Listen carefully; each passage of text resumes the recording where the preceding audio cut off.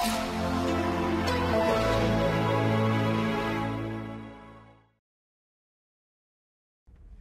Afternoon, आप सभी लोगों का आज की क्लास में स्वागत है। लास्ट क्लास में जो हम परिचर्चा कर रहे थे, वायुमंडल कंपोजिशन किस चीज से बना हुआ है, उसका संगठन क्या है और संरचना क्या है, स्ट्रक्चर क्या है वायुमंडल का, उन पहलुओं को हमको समझना था। एक दो सवाल है, एक सवाल है प्रतीक का, सवाल को ले लेते हैं और उसके बाद टॉपिक की शुरुआत करते हैं।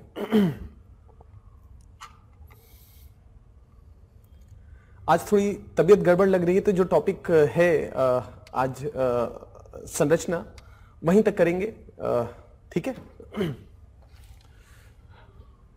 प्रतीक का सवाल है कि good afternoon sir, good afternoon Prateek, coast line of emergence and coast line of submergence, है ना, कि उन्मिज तट और निजमित तट को क्या कहते हैं, या को भारतीय परिप्रेक्ष्य में एक बार समझा दीजिए। ठीक, प्रतीक, इसको विस्तार से चर्चा भारत के संदर्भ में करेंगे, जब भारत के भौतिक एक अंडरस्टैंडिंग बनाएंगे कि भारत का जो भौतिक भूगोल है, फिजिकल ज्योग्राफी है, उसमें भारत की तटीय रेखा, भारत का पठार, भारत के मैदान, भारत के जो आइलैंड्स हैं, ये सब भौतिक स्वरूप है, इन सब के बारे में वहां विस्तार से चर्चा करनी है। तो मुझे लगा कि अभी भारत वाला अगर एक साथ एक जगह पे होगा तो ज्यादा समझना आसान होगा, लेकिन थोड़ा सा उदाहरण के रूप में आपके सामने लिंक किए थे कि कैसे एक तरफ भारत का जो प्लेट है उसको कह सकते हैं कि कोस्ट ऑफ सबमर्जेंस है और एक तरफ कोस्ट ऑफ इमरजेंस है ना। इसको बहुत ही बेसिक या क्रूड तरीके से जो मैंने आपको समझाया था, उसमें जो चीज आपको बताई थी,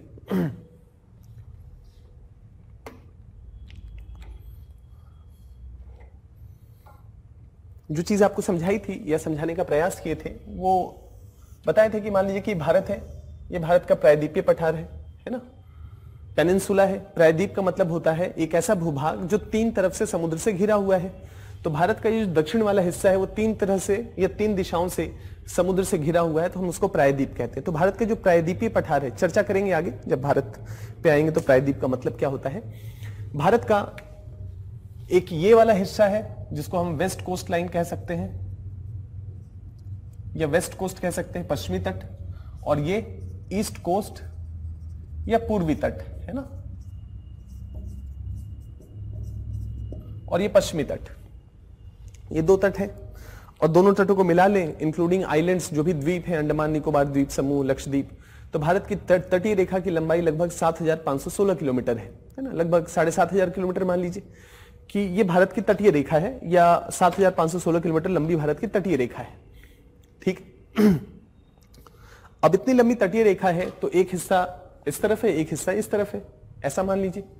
अब सवाल ये उठता है कि जो भारत है ना, क्या सदैव यहीं पर स्थिर रहा है, एक ही स्थान पे रहा है, या इसके स्थान में परिवर्तन हुआ है, अपनी जगह को बदला है इसने। तो हमारे पास वेगनर का सिद्धांत है, हमारे पास प्लेट टेक्टोनिक, पीटीटी लिख देते हैं शॉर्ट में, है ना, आपको आंसर में पीटीटी नहीं लिखना है, बस लिख दिए हैं। प्लेट विवर्तनिकी का सिद्धांत या प्लेट टेक्टोनिक थ्योरी, ये दोनों चीजें हमको ये बताती हैं कि कोई भी द्वीप, कोई भी आइलैंड, कोई भी महाद्वीप स्थिर नहीं है, उनके स्थान में परिवर्तन हो रहा है, वो शिफ्ट हो रहे हैं। महाद्वीपीय प्रवाह का सिद्धांत, प्लेट विवर्तनिकी का सिद्धांत कि पूरा पृथ्वी छोटे छोटे टुकड़ों में, क्रस्ट जो है टुकड़ों में विभक्त है, उसी को प्लेट कहा गया, टूजो विल्सन ने प्लेट कहा उसको, और ये प्लेट लगातार प्रवाह कर रहे हैं, मूव कर रहे हैं। तो अगर ऐसा है तो भारत भी स्थिर नहीं रह सकता है, भारत भी अस्थिर होगा, अपने जगह का परिवर्तन किया होगा। तो मान लीजिए कि भारत की कभी यात्रा शुरू हुई होगी, चर्चा करेंगे उसका जब भारत की क्लास करेंगे। तो बस ऐसा मान लीजिए कि भारत की यात्रा कभी शुरू हुई होगी, और हमने प्लेट विवर्तनिकी के सिद्धांत में देखा था कि जो आज आप भारत देख रहे हैं, कभी वो अफ्रीका का पूर्वी हिस्सा था या अफ्रीका से जुड़ा हुआ था।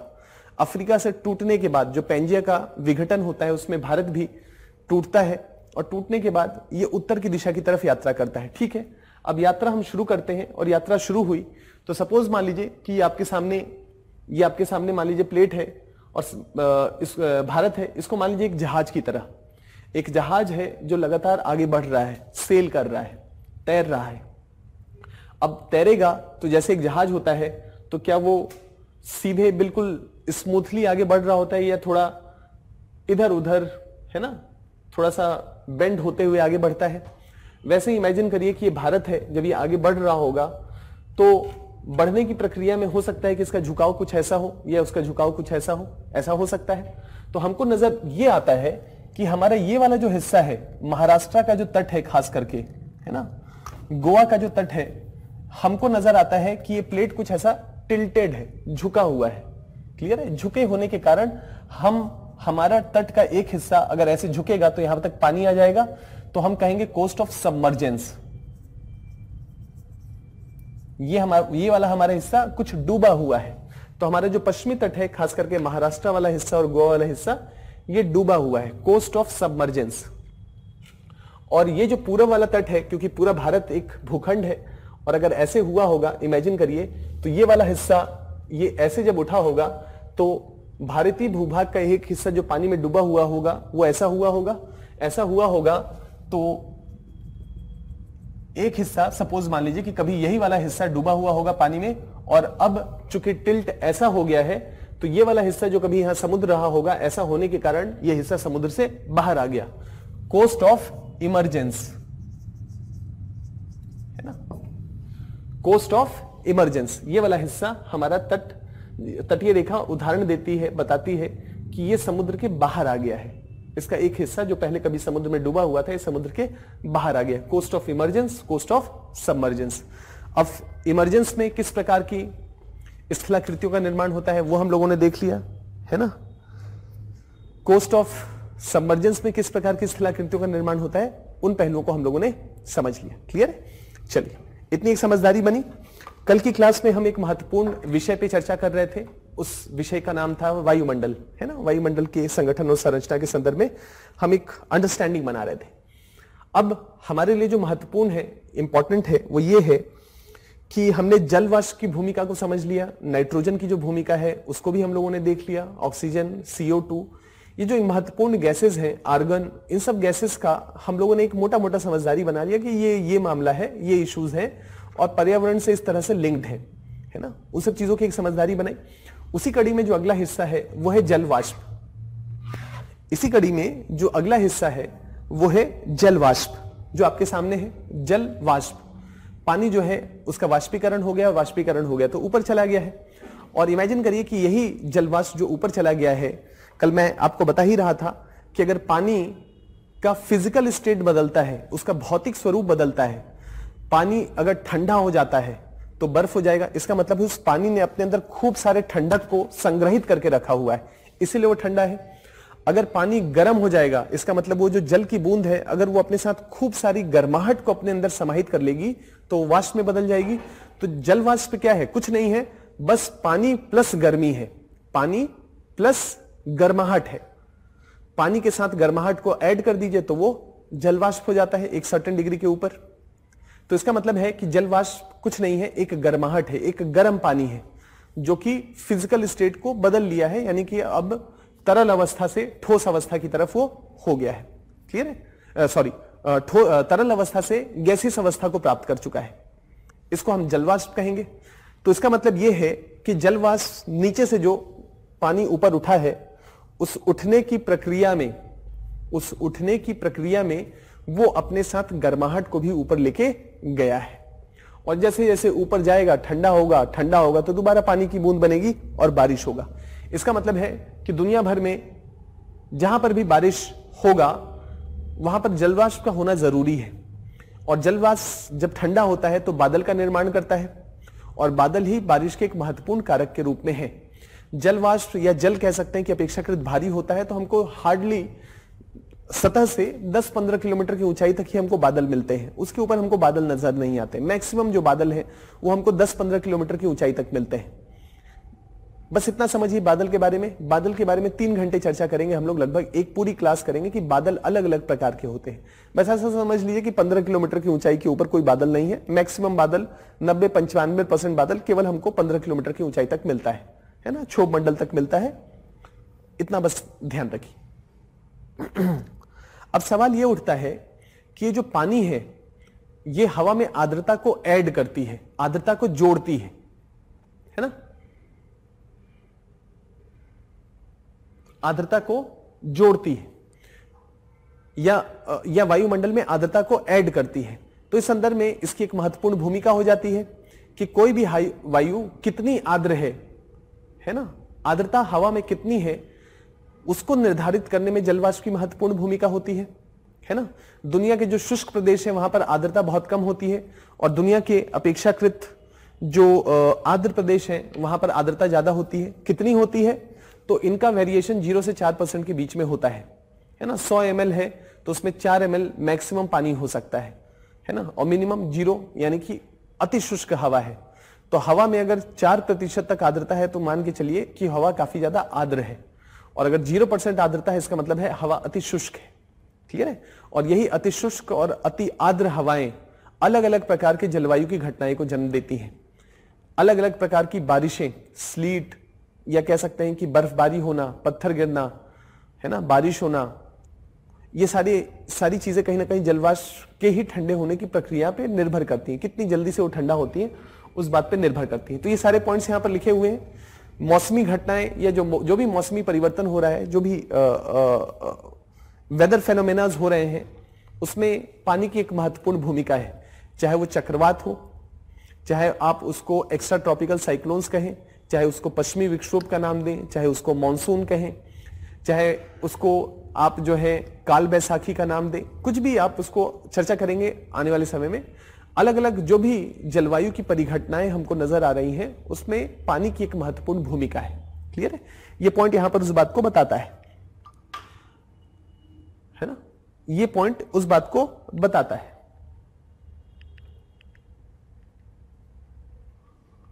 ओजोन हम लोगों ने देख लिया था, जलवाष्प हम लोगों ने देख लिया। अब एक और महत्वपूर्ण है वायुमंडल के संगठन के पॉइंट ऑफ व्यू से धूलकण। तो हमने गैसेस, जो भी महत्वपूर्ण गैसेस हैं उनकी भूमिका को समझा। जलवाष्प की महत्ता क्या है उसके संदर्भ में मैंने आपके साथ एक ब्रीफ परिचर्चा की। बाकी आने वाली क्लासेस में पूरा का पूरा ये जलवायु ही कहीं ना कहीं जलवाष्प, आर्द्रता, उन सारे कॉन्सेप्ट्स पे बेस्ड है। तो आने वाली क्लासेस में विस्तार से जलवाष्प के बारे में चर्चा करूंगा, मतलब वो होता रहेगा। एक और जो महत्वपूर्ण कड़ी है इस संगठन में, या जो कंपोजिशन ऑफ द एटमॉस्फेयर है, वायुमंडल का जो कंपोजिशन है, उसमें धूलकण है। आपको लगता होगा कि धूलकण क्या है ना, इसका कोई उपयोग नहीं है, लेकिन धूलकण की अपनी महत्ता भी है। धूलकण एक चुनौती भी है और धूलकण की महत्ता भी है। धूलकण जो है वायु प्रदूषण का एक महत्वपूर्ण हिस्सा है।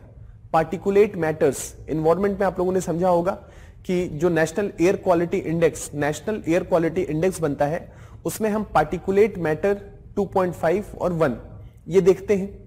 क्या है ये 2.5 और 10? ये क्या है? ये कुछ नहीं है, डस्ट पार्टिकल्स का साइज है। यानी कि धूल के जो कण है उसी को पार्टिकुलेट मैटर कहा गया है ना। धूल के कण भी हो सकते हैं, उसमें सल्फर, नाइट्रस के काले काले कार्बन्स भी हो सकते हैं। ये पार्टिकुलेट मैटर को जब हम इनहेल करते हैं तो हमारे लंग्स को ब्लॉक करता है, उसकी क्षमता को कम करता है, और वो धूल के कण बहुत सारे इन्फेक्शंस को हमारे शरीर में पहुंचाते हैं। इस संदर्भ में एक कह सकते हैं कि इन्वायरमेंटल हैजार्ड है, एक हेल्थ हैजार्ड है ना। स्वास्थ्य के दृष्टिकोण से एक चैलेंज है, एक चुनौती है। लेकिन धूलकण की अपनी महत्ता भी है। धूलकण की महत्ता क्या है बहुत ही ब्रीफ में आपके सामने रख रहे हैं। बादल निर्माण की प्रक्रिया में इसको और विस्तार से चर्चा करेंगे आपके साथ। देखिए, जल जो है वो जलवाष्प में परिवर्तित होता है। जल जलवाष्प में परिवर्तित हो जाएगा। जब हम उसको गर्म कर देंगे तो जलवाष्प बन जाएगा। लेकिन जलवाष्प को दोबारा पानी बनना है तो उसके केंद्र में, उसके सेंटर में एक धूल का कण होना चाहिए। जब भी जलवाष्प बनता है तो पानी गर्म हुआ तो ऊपर चला गया और वाटर वेपर बन गया। अब ये जलवाष्प बन तो गया, अब इसको ठंडा होना है, और ठंडा होना है तो इसको किसी एक केंद्र के चारों तरफ ही तो ठंडा होना है। पानी की बूंद किसी सेंटर से, केंद्र से चारों तरफ ठंडी होती होती अपने बूंद के साइज को बड़ा करेगी, है ना। पानी की बूंद बनने के लिए इमेजिन करिए कहीं से तो उसकी शुरुआत हुई होगी, और वो अपने सेंटर से लगातार पानी की बूंद बड़ी होती चली जाती है, और तब तक बड़ी होती रहती है जब तक वायुमंडल उसके भार को झेल सकता है। अगर उसका वजन ज्यादा हो जाएगा, वायुमंडल उसके भार को नहीं सह पाएगा, नहीं झेल पाएगा, तो उस पूरी प्रक्रिया में पानी की बूंद नीचे चली जाती है, और यही हमको वर्षा चाहे बर्फबारी के रूप में नजर आती है। लेकिन जो महत्वपूर्ण पहलू है वो ये है कि जल वाष्प को अगर ठंडा होना है ना, तो उसको एक केंद्र के चारों तरफ ठंडा होके अपने आकृति को, अपने एरिया को, साइज को बढ़ाना पड़ेगा। लेकिन इस केंद्र के चारों तरफ जो पानी की बूंदें ठंडी हो रही हैं, उसके लिए जो सेंटर चाहिए, जो केंद्र चाहिए, उस केंद्र को टेक्निकली या कह सकते हैं उसको एक शब्दावली देते हैं, उसको कहते हैं हाइग्रोस्कोपिक न्यूक्लियाई। एक ऐसा न्यूक्लियस, एक ऐसा केंद्र जो हाइग्रो, जो पानी के साथ साथ धूल के कण को भी अपने साथ रखा हुआ हो, हाइग्रोस्कोपिक न्यूक्लियाई। तो यहां पर जो केंद्र होता है, उस केंद्र में हमेशा धूल के कण होंगे। हमेशा जो पानी जलवाष्प बादल बनेगा या जलवाष्प जो है धीरे धीरे करके पानी की बूंद बनेगा, तो उसके केंद्र में हमेशा एक धूल का कण होगा, जिसके इर्द गिर्द लगातार पानी की बूंदें बड़ी हो रही होती हैं। और इसी को हम, इसको आप हिंदी में भी देवनागरी लिपि में हाइग्रोस्कोपिक ऐसे करके आप इसको लिख सकते हैं, कोई दिक्कत नहीं, एग्जामिनर समझ जाएगा कि आपको ये शब्दावली मालूम है। हाइग्रोस्कोपिक न्यूक्लियाई, इसका मतलब है कि दुनिया भर में, चाहे अमेरिका हो, यूरोप हो, भारत हो, दुनिया का कोई भी क्षेत्र हो, अगर वहां पर बादल बन रहे हैं, जलवाष्प से पानी की बूंदों की तरफ परिवर्तन हो रहा है। बादल क्या है? पानी की बूंदें ही है, लेकिन पानी की बूंदें इतनी छोटी हैं कि वायुमंडल में वो तैर रहा है। धीरे धीरे धीरे धीरे करके वो पानी की बूंदें बड़ी हो रही हैं, और जैसे ही वो पानी की बूंदें बड़ी हो जाएंगी, वो बादल पानी के रूप में नीचे आ जाएगा। लेकिन बादल बनने के लिए या पानी को ठंडा होने के लिए, जलवाष्प को ठंडा होने के लिए केंद्र में एक बिंदु चाहिए, जिसको हम हाइग्रोस्कोपिक न्यूक्लियाई कहते हैं। तो इस संदर्भ में क्या इसकी महत्ता है जलवायु के दृष्टिकोण से? तो एक महत्वपूर्ण विषय है, एक महत्वपूर्ण टॉपिक है, इसकी अपनी एक महत्ता है। दुनिया में बादलों का निर्माण नहीं हो सकता अगर धूल के कण ना हो। हाइग्रोस्कोपिक न्यूक्लियाई, इसका मतलब है कि सर्टेन अमाउंट में वायुमंडल में धूल के कण होने चाहिए। क्लियर हो गया? ये पॉइंट यहां पर लिखा हुआ है। वायुमंडल में छोटे छोटे निलंबित ठोस के कणों को भी धारण करने की क्षमता होती है। धूल कण प्रायः वायुमंडल के निचले ही भाग में होता है। लोएस की तरह मान लीजिए, लोएस हम लोगों ने देखा था, तो हवा इसको उड़ा पाती है, लेकिन कितना ऊपर जाएगा, इसकी एक सीमा होगी। तो अपेक्षाकृत निचले वायुमंडल में अवस्थित होता है सबसे ज्यादा, जो नीचे से हवाएं चलती हैं वही ऊपर धूल के कण लेके जाती है। तो जो निचला वायुमंडल है जमीन से सटा हुआ, वहां पर हमको वायुमंडल में सबसे ज्यादा यहां पर लेके आते हैं, है ना। 23.5 डिग्री आपको ध्यान होगा, 23.5 डिग्री ध्यान है आपको। कर्क रेखा या मकर रेखा दुनिया के सबसे शुष्क क्षेत्र है ना। आगे जलवायु, अब मैं एंटर हो ही गए हैं, जलवायु के प्रदेशों की जब चर्चा करेंगे, दुनिया भर में अलग अलग प्रकार की जलवायु पाए जाते हैं, तो उसमें शुष्क प्रदेशों के बारे में भी चर्चा करेंगे। लेकिन एक मोटा मोटा समझदारी या इस बात को स्वीकार कर लीजिए कि जो कर्क रेखा है वो दुनिया के सबसे शुष्क क्षेत्रों में है। हम लोगों ने चर्चा भी किया था और आपको मैंने बहुत सारे डेजर्ट्स का नाम भी बताया था, मोजावे, सोनारन, और दिखाया भी था Atacama, Namib, Kalahari, Sahara, Bharat में थार मरुस्थल, वेस्ट एशिया में आपको अरेबियन डेजर्ट, ऑस्ट्रेलिया में Gibson, Simpson, West Australian desert, Victorian desert, अलग अलग उसके नाम है। ये सारे जो डेजर्ट है ये सब 23.5 डिग्री पे अवस्थित है। ये मैंने आपके साथ मैप में आपको दिखाया भी था। इसका मतलब है कि ये जो धूल के कण है ना, आप सोच के देखिए कि 23.5 डिग्री का जो क्षेत्र है, कर्क रेखा है, वो अत्यधिक शुष्क है। और अत्यधिक शुष्क है तो इमेजिन करिए कि जब यहां पर हवाएं चलती होंगी तो धूल के कण को बड़े आराम से लिफ्ट कर देती होंगी। इसीलिए वायु एक महत्वपूर्ण क्या करता है, यहां पर एक अपरदनात्मक और निक्षेपात्मक स्थलाकृतियों का निर्माण करता है। इसका मतलब है कि वायुमंडल में धूल सबसे ज्यादा हमको कहां नजर आएगा? जहां पर अत्यधिक शुष्कता होगी, अत्यधिक शुष्कता होगी। तो मन में एक अगला सवाल जरूर ये उठता होगा कि अगर कर्क रेखा पे धूल के कण बहुत ज्यादा हैं और सर कह रहे हैं कि धूल के कण के चारों तरफ ही पानी की बूंदें बनती हैं, तो 23.5 डिग्री पे बारिश क्यों नहीं होती? क्योंकि सबसे ज्यादा धूल के कण तो वही हैं। मैंने कहा कि धूल के कण महत्वपूर्ण है जल वाष्प को ठंडा होने के लिए, लेकिन अगर जल वाष्प हो ही ना तो क्या कर सकते हैं? क्लियर है? अगर जल वाष्प ना हो वहां पर तो किया जा सकता है? धूल के कण तो है, उसमें तो कोई दो राय नहीं है, लेकिन जल वाष्प नहीं है, जल वहां पर उपलब्ध नहीं है, उसी का तो क्राइसिस है वहां पर।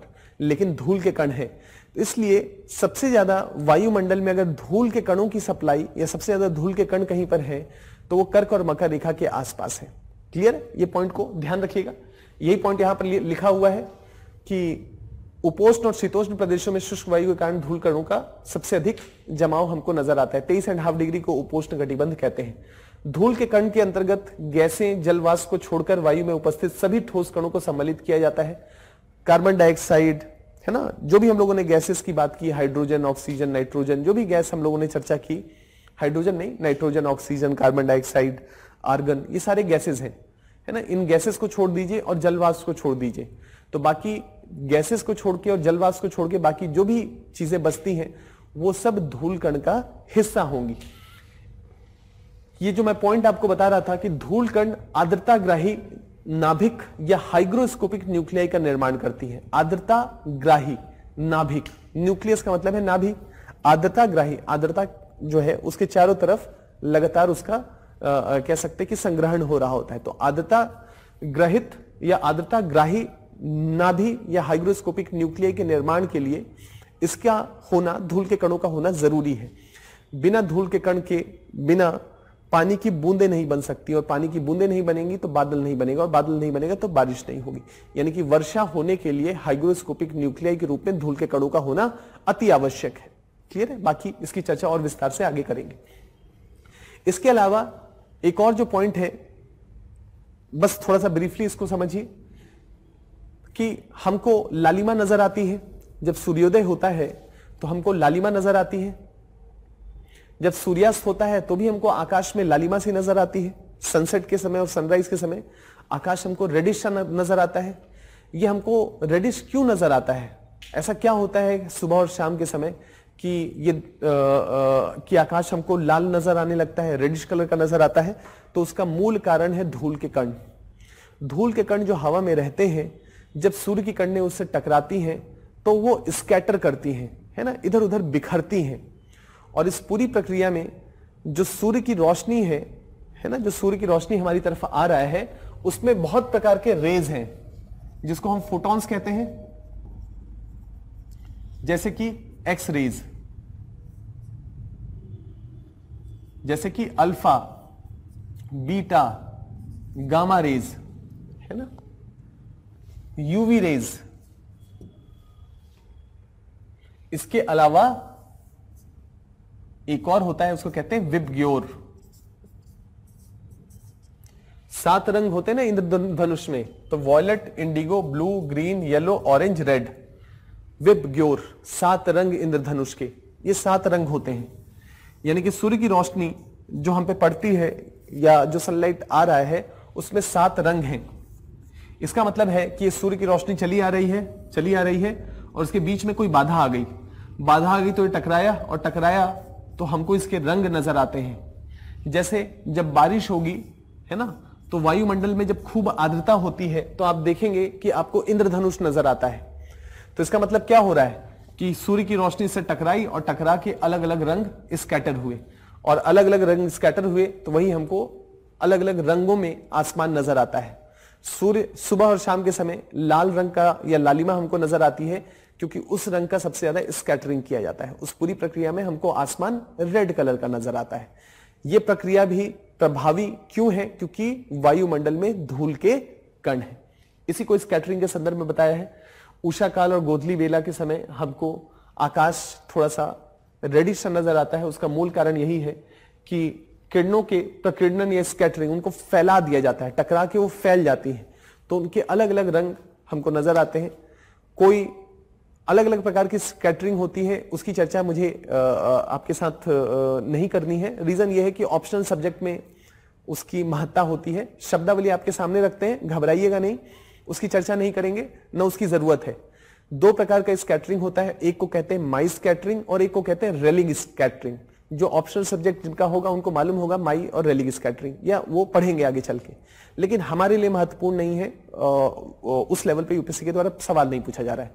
तो स्कैटरिंग एक महत्वपूर्ण पहलू है जिसके द्वारा रंगों का एक, या कह सकते हैं कि जो भी 7 रंग हमको आसमान में नजर आते हैं उसका मूल कारण है स्कैटरिंग की प्रक्रिया। जलवाष्प भी ये करता है और धूल के कण भी ये स्कैटरिंग में एक महत्वपूर्ण एक बाधा के रूप में होते हैं, और उसे टकरा के जो रोशनी है या लाइट है वो अलग अलग रंग में हमको नजर आती है। क्लियर है? चलिए, तो एक समझदारी इसको लेके भी बनी कि धूल कण की भी महत्ता है। डस्ट पार्टिकल्स भी महत्वपूर्ण रोल प्ले करते हैं, और बाकी विस्तार से हाइग्रोस्कोपिक न्यूक्लियाई या आर्द्रताग्राही नाभिक को बादल वाली क्लास में या क्लाउड फॉर्मेशन वाली क्लास में और विस्तार से देखेंगे कि कैसे बनता है, बादल का निर्माण कैसे होता है, वहां पर इस कॉन्सेप्ट को थोड़ा और विस्तार देंगे। क्लियर है? कुछ बेसिक समझदारी हम चूंकि वायुमंडल में एंटर कर रहे हैं तो अलग अलग गैसेस क्या क्या महत्वपूर्ण भूमिका निभाती हैं उसका एक ब्रीफ अंडरस्टैंडिंग हमारा होना चाहिए। तो वो हमने किया, धूल के गण या धूल कण की क्या महत्ता है इसको भी हम लोगों ने समझ लिया। अब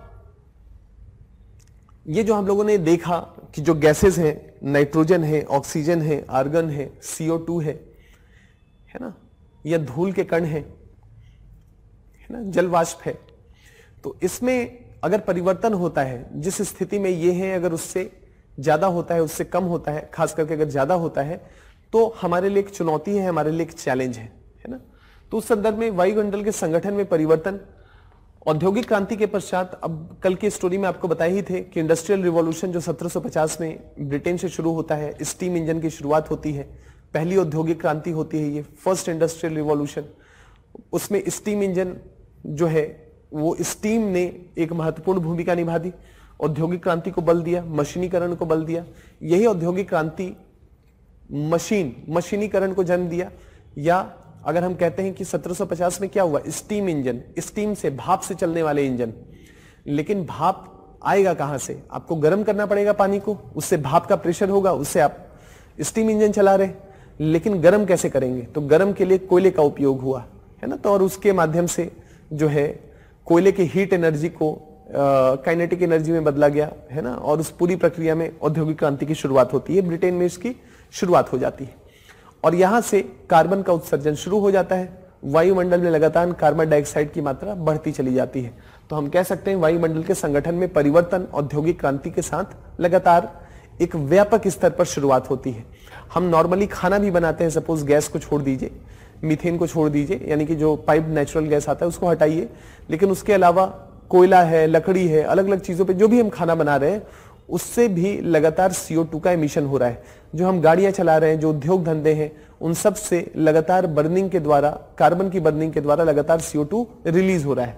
तो हम कह सकते हैं कि औद्योगिक क्रांति के पश्चात जो भी ह्यूमन एक्टिविटीज हुई उसके कारण लगातार ग्रीन हाउस गैसेस या कार्बन लगातार ऐड किया जा रहा है वायुमंडल में। तो हम कह सकते हैं वायुमंडल का परिवर्तन या उसके संगठन या कंपोजिशन में चेंजेस।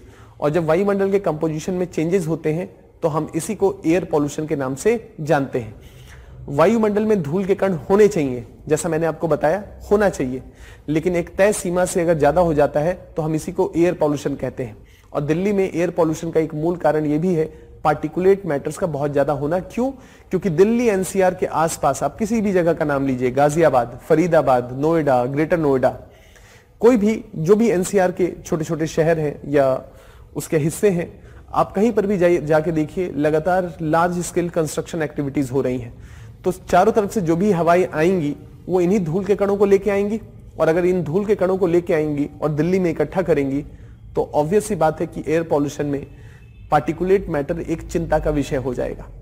पराली को हम बर्न करते हैं तो पराली जब जलता है, या कह सकते हैं कि जब भी हम एक लार्ज स्केल पे पंजाब हरियाणा में जब खरीफ की फसल काट ली जाती है, जो जून में बोया जाता है और नवंबर दिसंबर में जो काट लिया जाता है, काटने के बाद जो बचा हुआ हिस्सा होता है प्लांट्स का, उसको जला दिया जाता है, क्योंकि सबसे सिंपल तरीका है, आसान तरीका है, और खर्चा कम है अपेक्षाकृत, और मिट्टी की उर्वरता को भी बढ़ाता है कार्बन। तो उस संदर्भ में किसान इस प्रैक्टिस को करते हैं। लेकिन उसी समय नवंबर दिसंबर के महीने में दिल्ली में पॉल्यूशन पीक पे होता है। क्यों होता है? उसको जलवायु के दृष्टिकोण से आने वाले समय में टेम्परेचर इन्वर्जन के पॉइंट ऑफ व्यू से आपके सामने रखेंगे कि तापमान का वैतक्रमण क्या होता है और दिल्ली को में एक महत्वपूर्ण भूमिका कैसे निभाता है। लेकिन जो भी पराली को बर्न किया जाता है तो उससे बर्निंग के बाद छोटे छोटे शूट्स है ना, काले रंग के आप देखेंगे, वो लगातार हवा में जाते हैं, वो भी वायु प्रदूषण का हिस्सा है, वो भी पार्टिकुलेट मैटर्स है। और ये सारी चीजें जब ऐड होती हैं तो हम इसी को वायु प्रदूषण या एयर पॉल्यूशन कहते हैं। कंपोजिशन में बदलाव, और यही इन्वायरमेंट का विषय वस्तु है एयर पॉल्यूशन। एयर पॉल्यूशन आपने समझा, लेकिन एयर पॉल्यूशन क्यों? क्योंकि वायुमंडल का अपना एक संगठन है, कंपोजिशन है, उसमें अलग अलग प्रकार के गैसेस हैं, जलवाष्प है, पार्टिकुलेट मैटर है, और एक फाइन बैलेंस में वो वहां पर है, लेकिन वो बैलेंस जब बिगड़ता है तो हम उसी को एयर पॉल्यूशन या वायु प्रदूषण के नाम से बुलाते हैं। इसकी चर्चा आपने विस्तार से एनवायरमेंट की क्लास में की होगी। क्लियर है? तो यहां पर यही है, कार्बन डाइऑक्साइड, नाइट्रस ऑक्साइड, वाष्पशील कार्बोनिक यौगिक, ठोस पदार्थ, सल्फर डाइऑक्साइड, ऐसे कुछ जो भी चीजें हम बर्न करते हैं और वो हवा में ऐड होता रहता है, तो इसी को हम वायु प्रदूषण कहते हैं, वायु के संगठन में परिवर्तन कहते हैं, और यही वायु प्रदूषण का टॉपिक है। क्लियर है? तो वायु प्रदूषण के बारे में अब चर्चा नहीं कर रहे हैं, वायु प्रदूषण आप लोगों ने एनवायरमेंट की क्लास में किया होगा। बस हम यहाँ पर संगठन जो है, इसका संगठन जो है उसके संदर्भ में जो चुनौती है वो वायु प्रदूषण है, बस इतना रोक के यहाँ पर आगे की तरफ बढ़ते हैं, है ना। थोड़ा सा आपके सामने बस नोट्स के पॉइंट ऑफ व्यू से, जैसा कल की क्लास में बताए थे कि एक चुनौती है, एक चैलेंज है ना, एयर पॉल्यूशन। तो यहां पर बस आपके सामने कुछ पॉइंट्स रख दिए हैं, इसको देखिएगा कि पार्टिकुलेट मैटर्स 2 है, particulate matters 10, particulate matters 2.5 micron का साइज है ना। तो यहां पर ये कैसे चुनौती है, अब इसकी चर्चा नहीं कर रहे हैं। 2.5 ज्यादा महीन होता है, छोटे कण होते हैं, और हमारी श्वास नली में, हमारे लंग्स में वो इकट्ठे होते रहते हैं, हमारी क्षमता को डिक्लाइन करते हैं। वो सारे पॉइंट्स यहाँ पर लिखा है।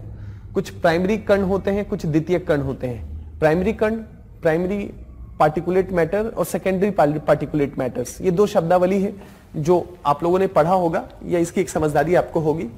प्राथमिक कण और द्वितीय कण, है ना। प्राथमिक कण का मतलब क्या है, किसी स्रोत से सीधे उत्सर्जित होते हैं, जैसे कोई निर्माण स्थल है और वहां पर आप कोई कंस्ट्रक्शन एक्टिविटी चल रहे हैं, तो सीमेंट और गाद, बालू, मिट्टी जो भी आप इस्तेमाल कर रहे हैं, और उससे लगातार जो है हवा में वो रिलीज हो रहा है, सड़कें बना रहे हैं, खेत पे काम कर रहे हैं, चिमनी में आग लगाया, इन सारी प्रक्रियाओं को हम प्राथमिक कह सकते हैं। डायरेक्टली जो चीज आप कर रहे हैं उसके माध्यम से वो हो रहा है। द्वितीयक में का या सेकेंडरी पॉल्यूटेंट्स का मतलब ये होता है कि जो वायुमंडल में ये गैसेस रिलीज हो गए या पार्टिकुलेट मैटर रिलीज हो गए, वो वायुमंडल में जाके कुछ रासायनिक क्रिया कर रहे हैं, केमिकल रिएक्शंस को जन्म दे रहे हैं, और उस केमिकल रिएक्शंस के माध्यम से अन्य पॉल्यूटेंट पैदा हो रहे हैं, ये अन्य पॉल्यूटेंट का निर्माण हो रहा है, और उसको हम कहते हैं सेकेंडरी पॉल्यूटेंट्स। जैसे एक उदाहरण के रूप में अगर हम देखें, सल्फर डाइऑक्साइड, है ना, विद्युत संयंत्र, उद्योगों, ऑटोमोबाइल से उत्सर्जित सल्फर डाइऑक्साइड, है ना, सल्फर डाइऑक्साइड का यहां पर उदाहरण दिया है, सल्फर डाइऑक्साइड, है ना। तो सल्फर को जब बर्न किया जाता है या जब पेट्रोल को बर्न करते हैं तो सल्फर डाइऑक्साइड निकलता है, और ये सल्फर डाइऑक्साइड पॉल्यूटेंट कैसे हो गया, क्योंकि जब ये पानी के साथ रिएक्ट करता है, H2O के साथ जब SO रिएक्ट करता है या SO2 रिएक्ट करता है, तो इस पूरी प्रक्रिया में H2SO4 का निर्माण होता है, सल्फ्यूरिक एसिड। ऐसे ही नाइट्रस ऑक्साइड जो है वो अगर हम उसको इनहेल करते हैं तो स्वास्थ्य के दृष्टिकोण से चुनौती है। तो सल्फर या सल्फर डाइऑक्साइड डायरेक्टली ना होके इनडायरेक्टली जो है वो हमारे स्वास्थ्य के दृष्टिकोण से एक प्रदूषण है, एक पॉल्यूटेंट है ना, क्योंकि अलग अलग प्रकार के रिएक्शंस के माध्यम से अलग अलग चीजों को जन्म देता है, अलग अलग प्रकार के पॉल्यूटेंट्स को जन्म देता है, जैसे कि सल्फ्यूरिक H2SO4 सल्फ्यूरिक एसिड। तो इस संदर्भ में सेकेंडरी पॉल्यूटेंट हो गया। तो एक प्राथमिक पॉल्यूटेंट या प्राथमिक कण और दूसरा है द्वितीय कण। ठीक है, अब इसकी चर्चा ज्यादा नहीं कर रहे, एनवायरमेंट के दृष्टिकोण से आगे इसको देखिएगा।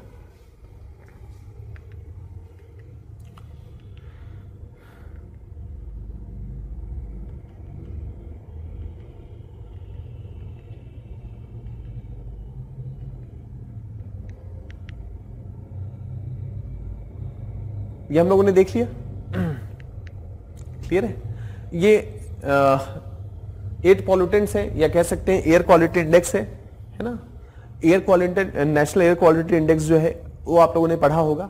नेशनल एयर क्वालिटी इंडेक्स में कुल मिला के क्या होता है, 8 पॉल्यूटेंट को मेजर किया जाता है। 8 पॉल्यूटेंट्स होते हैं, है ना।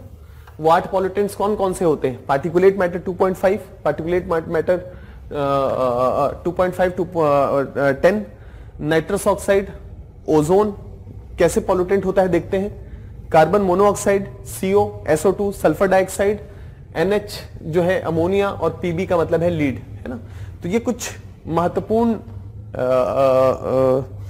जो है पॉल्यूटेंट्स हैं जिसको लगातार नेशनल एयर क्वालिटी इंडेक्स के माध्यम से मेजर किया जाता है, और मेजर करने के बाद उसको 6 कैटेगरी में रखा जाता है कि कोई एक शहर है, कोई कस्बा है, कोई जगह है, वहां पर ये जो 8 मैंने आपको पॉल्यूटेंट्स बताए उनकी सीमा क्या है, उस सीमा को लेके अलग अलग उसकी ग्रेडिंग की गई है और उस पूरी प्रक्रिया में 6 कैटेगरी में हमारे देश में अलग अलग शहरों कस्बों को बांटा जाता है on the basis of that pollution level, उनमें प्रदूषण का लेवल कितना है ना। तो यहाँ पर वो बातें हैं। कुल मिला के क्या है, ये जो संगठन है, कंपोजिशन ऑफ द एटमॉस्फेयर है, उसमें धूल के कण, पॉल्यूटेंट्स जो लगातार ऐड हो रहे हैं और कंपोजिशन को बदल रहे हैं, इसी को हम एयर पॉल्यूशन, वायु प्रदूषण कहते हैं और नेशनल एयर क्वालिटी इंडेक्स के माध्यम से इसी को मापा जाता है, इसी को जाना जाता है। क्लियर है?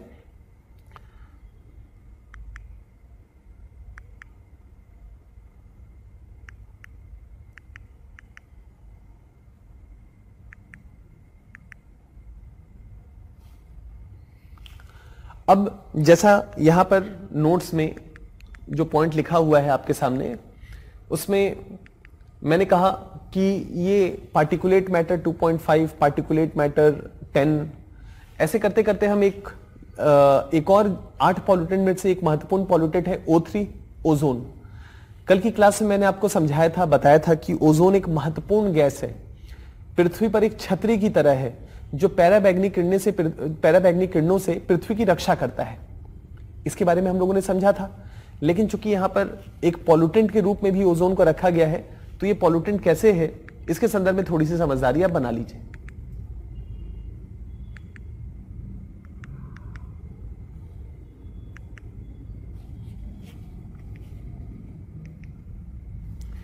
ये आपके सामने रखा हुआ है ओजोन, ग्राउंड लेवल ओजोन। जब ओजोन O3 जो है वो ग्राउंड पे आ जाता है, हमने कहा था कि 35 से 50 किलोमीटर की ऊंचाई पे इसका सबसे ज्यादा कंसंट्रेशन है, लेकिन यही ओजोन जब नीचे आ जाता है ना, जब यही ओजोन नीचे चला आता है तो एक बड़ा चुनौती होता है, खास करके सांस लेने में O3 के माध्यम से बड़ा प्रॉब्लम होता है ना, चैलेंज होता है, एक चुनौती होती है। और यही जो है एक इनहेलिंग का प्रॉब्लम होता है, और खास करके वैसे लोग जिनको कुछ कह सकते हैं कि लंग के से रिलेटेड डिजीज है या जिनको सांस लेने में थोड़ी सी दिक्कत होती है, वैसे लोगों के लिए एक बड़ा चुनौती होता है, एक बड़ा चैलेंज होता है ना, सांस लेने में दिक्कत होती है। O3 ओजोन, तो इस संदर्भ में अगर ये ओजोन अगर वायुमंडल के निचले सतह पे आ जाए, मतलब जैसे मैं यहाँ खड़ा हूं और आसपास ओजोन ही ओजोन हो, तो इनहेल करने में प्रॉब्लम होता है, वो स्वास्थ्य के लिए हानिकारक है ना। अच्छे से आप सफोकेट महसूस करते हैं, बेहतर तरीके से सांस नहीं ले पाते हैं, और उस पूरी प्रक्रिया में एक हेल्थ हैजार्ड है। तो ओजोन अगर वायुमंडल के निचले सतह पे आ जाए तो बैड ओजोन कहलाएगा, और यही ओजोन अगर 35 से 50 किलोमीटर के बीच में अपने आप को स्थापित रखे तो हम इसको गुड ओजोन कहेंगे। क्यों? क्योंकि सूर्य से आने वाली पैराबैंगनी किरणों को ये रोक रहा है। लेकिन यही ओजोन जब जमीन की सतह पे आ जाएगा तो हमको इनहेल करने में, ऑक्सीजन को इनहेल करने में समस्या पैदा करेगा, और उस पूरी प्रक्रिया में हम सफोकेटेड महसूस करेंगे, और इस संदर्भ में एक हेल्थ हैजार्ड है। तो यहां पर क्या हो गया, ये ओजोन अगर ऊपर होगा, है ना, अगर ओजोन अगर ऊपर होगा तब तो बेहतर है, सूरज से हमारी रोशनी हमारी रक्षा कर रहा है, और यही ओजोन जब नीचे चला आए, है ना, वायुमंडल के निचले हिस्से में चला आए, तो ये हमारे लिए एक चुनौती हो जाएगा, हमारे लिए चैलेंज हो जाएगा। ठीक है, तो बाकी जो भी एयर पॉल्यूटेंट्स हैं 7-8, उसके बारे में आप लोग एनवायरमेंट की क्लास में चर्चा कीजिएगा। क्लियर है? ओजोन के संदर्भ में गुड और बैड ओजोन समझना था, बताना था आपको, तो वो हम लोगों ने चर्चा किया। क्लियर है? पार्टिकुलेट मैटर तो ये सारी चीजें देख ली।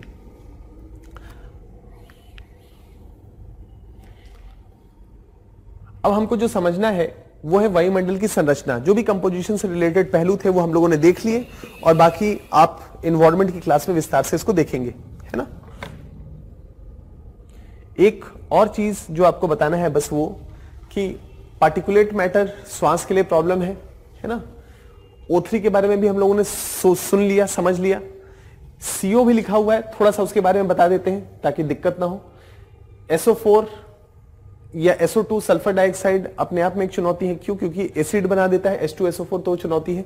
CO कार्बन मोनोऑक्साइड, है ना, कार्बन, उसके साथ ऑक्सीजन का केवल एक अणु या एक एटम जुड़ा हुआ है।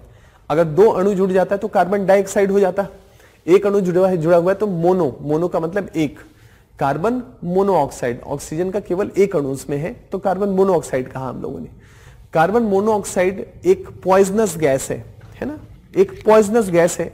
जब हमारे शरीर के अंदर जाता है तो हमारे शरीर में हेमोग्लोबिन होता है ना, जिसको आप आरबीसी भी कह सकते हैं, रेड ब्लड सेल, हेमोग्लोबिन होता है। ये हेमोग्लोबिन क्या करता है, ये हेमोग्लोबिन हमारे शरीर में होना जरूरी है, कम होगा तो डॉक्टर चिंतित होते हैं। क्यों होना जरूरी है, क्योंकि हेमोग्लोबिन का जो मूल पर्पस है हमारे शरीर में, उसका मूल काम है कि वो ट्रांसपोर्ट डिपार्टमेंट है हमारे शरीर का। ट्रांसपोर्ट डिपार्टमेंट का मतलब क्या हुआ, हम जो भी सांस लेते हैं, जैसे ही ऑक्सीजन लेते हैं वैसे ही जैसे ही हमारे लंग्स में पहुंचता है उसके बाद से हेमोग्लोबिन का कार्य शुरू हो जाता है। उसका मूल कार्य यही होता है कि जो ऑक्सीजन आया है शरीर में उसको शरीर के हर भाग तक पहुंचाया जाए, उसको पहुंचाने का काम करता है। ऑक्सीजन का कैरियर है, ऑक्सीजन के ट्रांसपोर्ट को निभाने में हेमोग्लोबिन की महत्वपूर्ण भूमिका है। लेकिन जब कार्बन मोनोऑक्साइड को अब हम इनहेल करते हैं, ऑक्सीजन के साथ जब हम कार्बन मोनोऑक्साइड को इनहेल कर लेते हैं तो कार्बन मोनोऑक्साइड हमारी इसी हेमोग्लोबिन से जाके चिपक जाता है, और कार्बन मोनोऑक्साइड जब इस हमारे हेमोग्लोबिन से चिपक जाता है तो वो ऑक्सीजन को चिपकने नहीं देता है या इस हेमोग्लोबिन को आगे नहीं बढ़ने देता है। वो कहता है कि जहां हो आराम से बैठे रहो, ट्रैफिक क्रिएट मत करो, ज्यादा घूमो फिरो मत।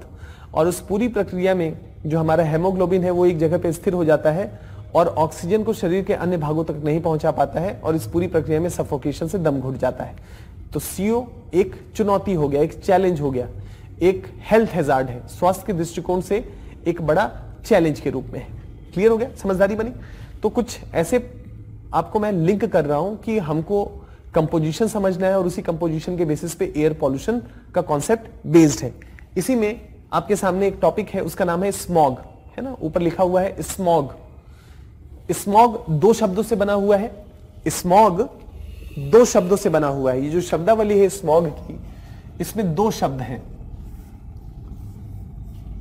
स्मोक, स्मोक का मतलब होता है धुआं, और फॉग, फॉग का मतलब होता है धुंध, है ना। धुंध का मतलब जब ठंड पड़ता है तो पानी की छोटी छोटी बूंदें जो है वो पृथ्वी की सतह पे आ जाती हैं, वही हमको कोहरे के रूप में नजर आता है। ऐसा समझिए कि बादल नीचे आ गया है। कोहरा क्या होता है, पानी की छोटी छोटी बूंदें होती हैं, इस पानी की छोटी छोटी बूंदों को ही हम कोहरा कहते हैं।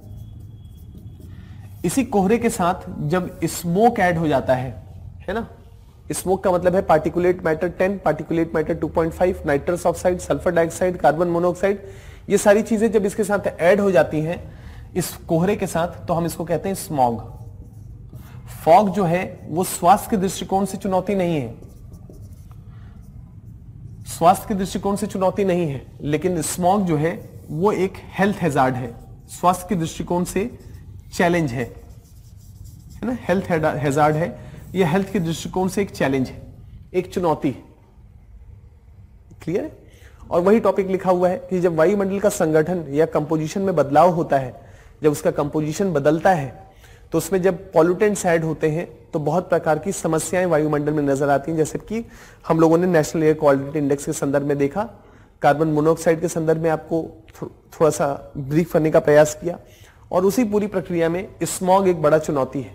तो इसका मतलब है कि स्मॉग कॉमन होगा दिल्ली में, खास करके नवंबर, दिसंबर, जनवरी के महीने में अत्यधिक ठंड जब पड़ेगी तब स्मॉग कोहरा कोहरा नजर आता है, और वो एक्चुअली में कोहरा नहीं है, वो स्मॉग है, क्योंकि खूब सारे पॉल्यूटेंट उसमें ऐड होते हैं।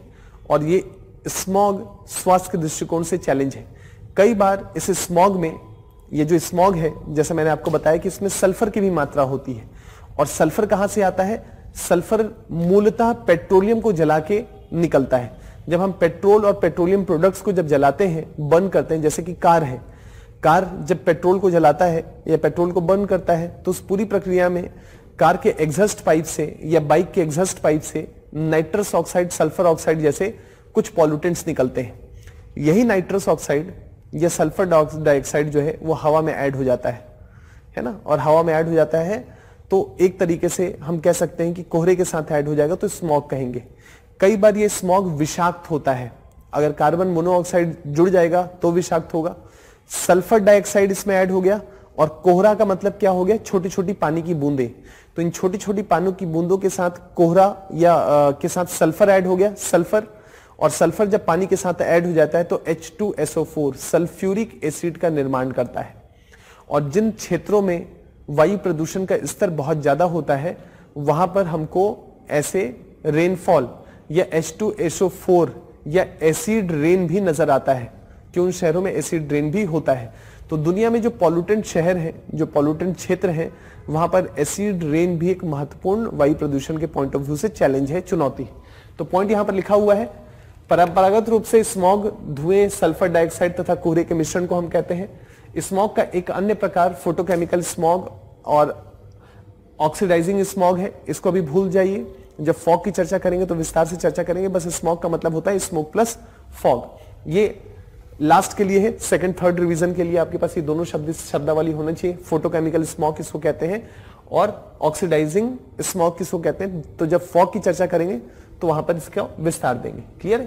प्रतिकूल मौसमी दशाएं जैसे हवा की निम्न गति, तापमान में गिरावट, उच्च आर्द्रता प्रदूषकों के प्रसार को रोकती है ना, को अवरुद्ध करती हैं, और उस पूरी प्रक्रिया में मौसम और भी खराब होता है। ये पॉइंट थोड़ा सा समझाने की जरूरत है, इस पॉइंट को थोड़ा सा समझ लेंगे तो प्रॉब्लम सॉल्व हो जाएगा।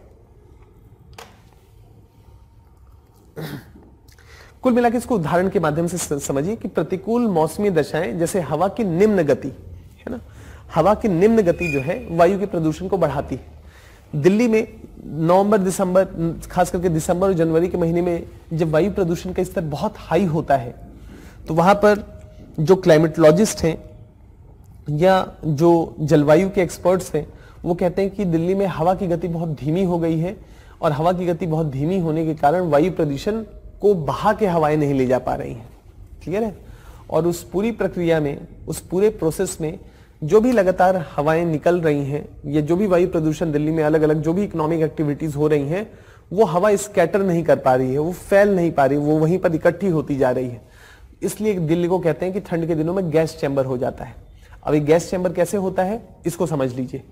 जब अत्यधिक ठंड पड़ती है, अत्यधिक ठंडा होगा, तो ठंडा होने का मतलब क्या हो गया कि अगर ठंडक होती है तो कोई भी चीज जो ठंडी हो गई है वो नीचे की तरफ बैठेगी, है ना, भारी हो जाएगी। ठंडी चीज भारी होगी, और भारी होगी तो नीचे की तरफ बैठेगी। और अगर वायुमंडल के ऊपरी हिस्से से, ऊपर वाले हिस्से से प्रवाह नीचे की तरफ होना शुरू हो जाए, है ना, कि अत्यधिक नीचे ठंडक होने के कारण लगातार वायु नीचे मान लीजिए बैठ रही है, तो ये जो वायु नीचे बैठ रही है ये अपने साथ क्या कर रही होगी, ये लगातार हवा को नीचे बैठा रही है। और हवा को नीचे बैठा रही है तो दिल्ली में हो क्या रहा है, सपोज या कोई भी एक प्रदूषित जगहों में लगातार हम प्रदूषण को जनरेट कर रहे हैं, हम जनरेटर जला रहे हैं, हम कार चला रहे हैं, हम बिजली बना रहे हैं, अलग अलग कार्यों में हम संलग्न हैं, और वो लगातार CO2 का एमिशन कर रहा है या प्रदूषण का एमिशन कर रहा है। और इस अगर ये प्रदूषण धीरे धीरे धीरे धीरे करके ऊपर उठ जाए और वायुमंडल के ऊपरी हिस्से में चला जाए, है ना, या 8-10 किलोमीटर ऊपर चला जाए, तो नीचे का पॉल्यूशन खत्म हो जाएगा।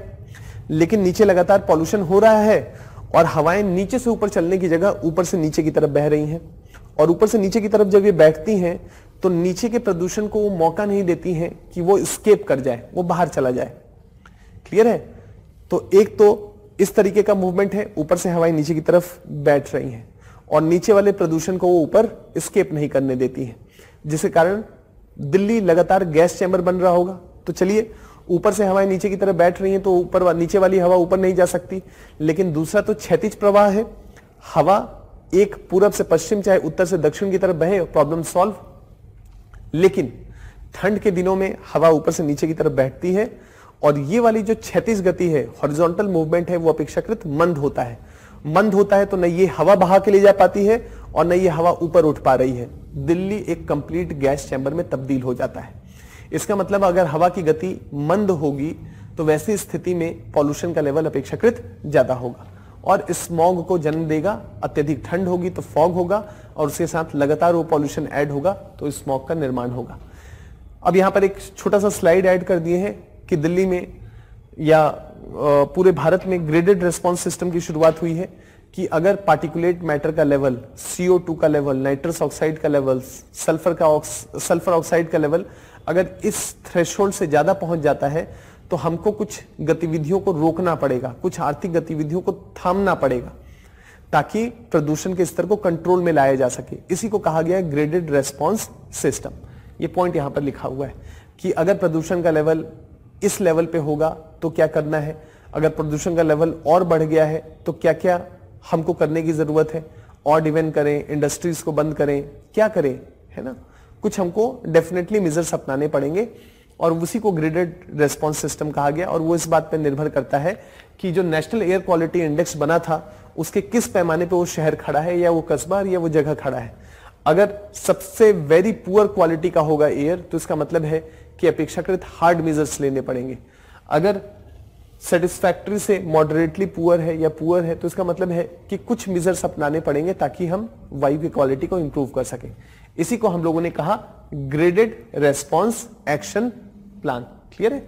अक्टूबर 2015 से ये लागू है ना, और दिल्ली में लगातार इसको लेके प्रयास चल रहे हैं। और जब भी वायु प्रदूषण की बात आती है ना, नवंबर दिसंबर में हर बार ये शब्दावली न्यूज में रहता है ग्रेडेड रेस्पॉन्स एक्शन प्लान। ठीक है। चल इसकी चर्चा नहीं कर रहे हैं, बस लिंक क्रिएट कर रहे हैं आपको एनवायरमेंट के पॉइंट ऑफ व्यू से कि कंपोजिशन को समझ लेंगे तो वायु प्रदूषण को भी समझना अपेक्षाकृत आसान रहेगा। तो ये हम लोगों ने कुछ पहलुओं को देख लिया कंपोजिशन से रिलेटेड, है ना। अब एक महत्वपूर्ण अगला कड़ी है भूगोल का या जलवायु के एक अन्य महत्वपूर्ण कड़ी में हमको संरचना को समझना है। संरचना का मतलब है स्ट्रक्चर ऑफ द एटमॉस्फेयर। इसको हमको समझना अपेक्षाकृत जरूरी है। लेकिन शुरू करने से पहले 2-3 आपके डाउट्स हैं, उन डाउट्स को लेके और फिर शुरू करते हैं। राजन का सवाल है, राजन ने कहा है या पूछा है राजन ने कि डस्ट पार्टिकल्स का कंसंट्रेशन सबसे ज्यादा उपोष्ण और शीतोष्ण कटिबंध में क्यों होता है।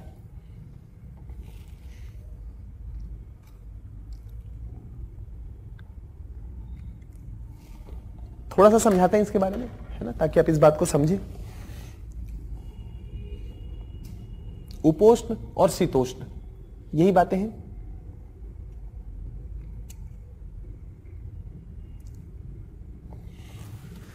चलिए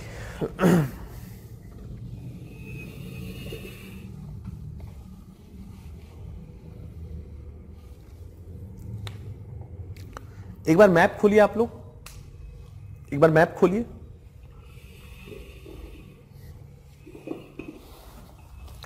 विश्व का मैप खोलिए।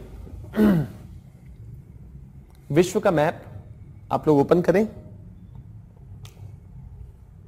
विश्व का राजनीतिक मैप ओपन करें और यस या नो में उत्तर दीजिएगा।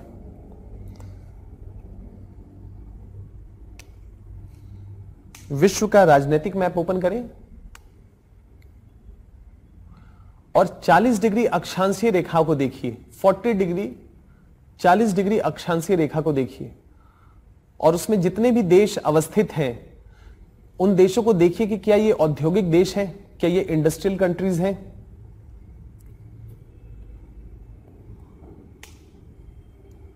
एक मानवीय आधार पे या मानव दृष्टिकोण से इस बात को समझने का प्रयास करिए।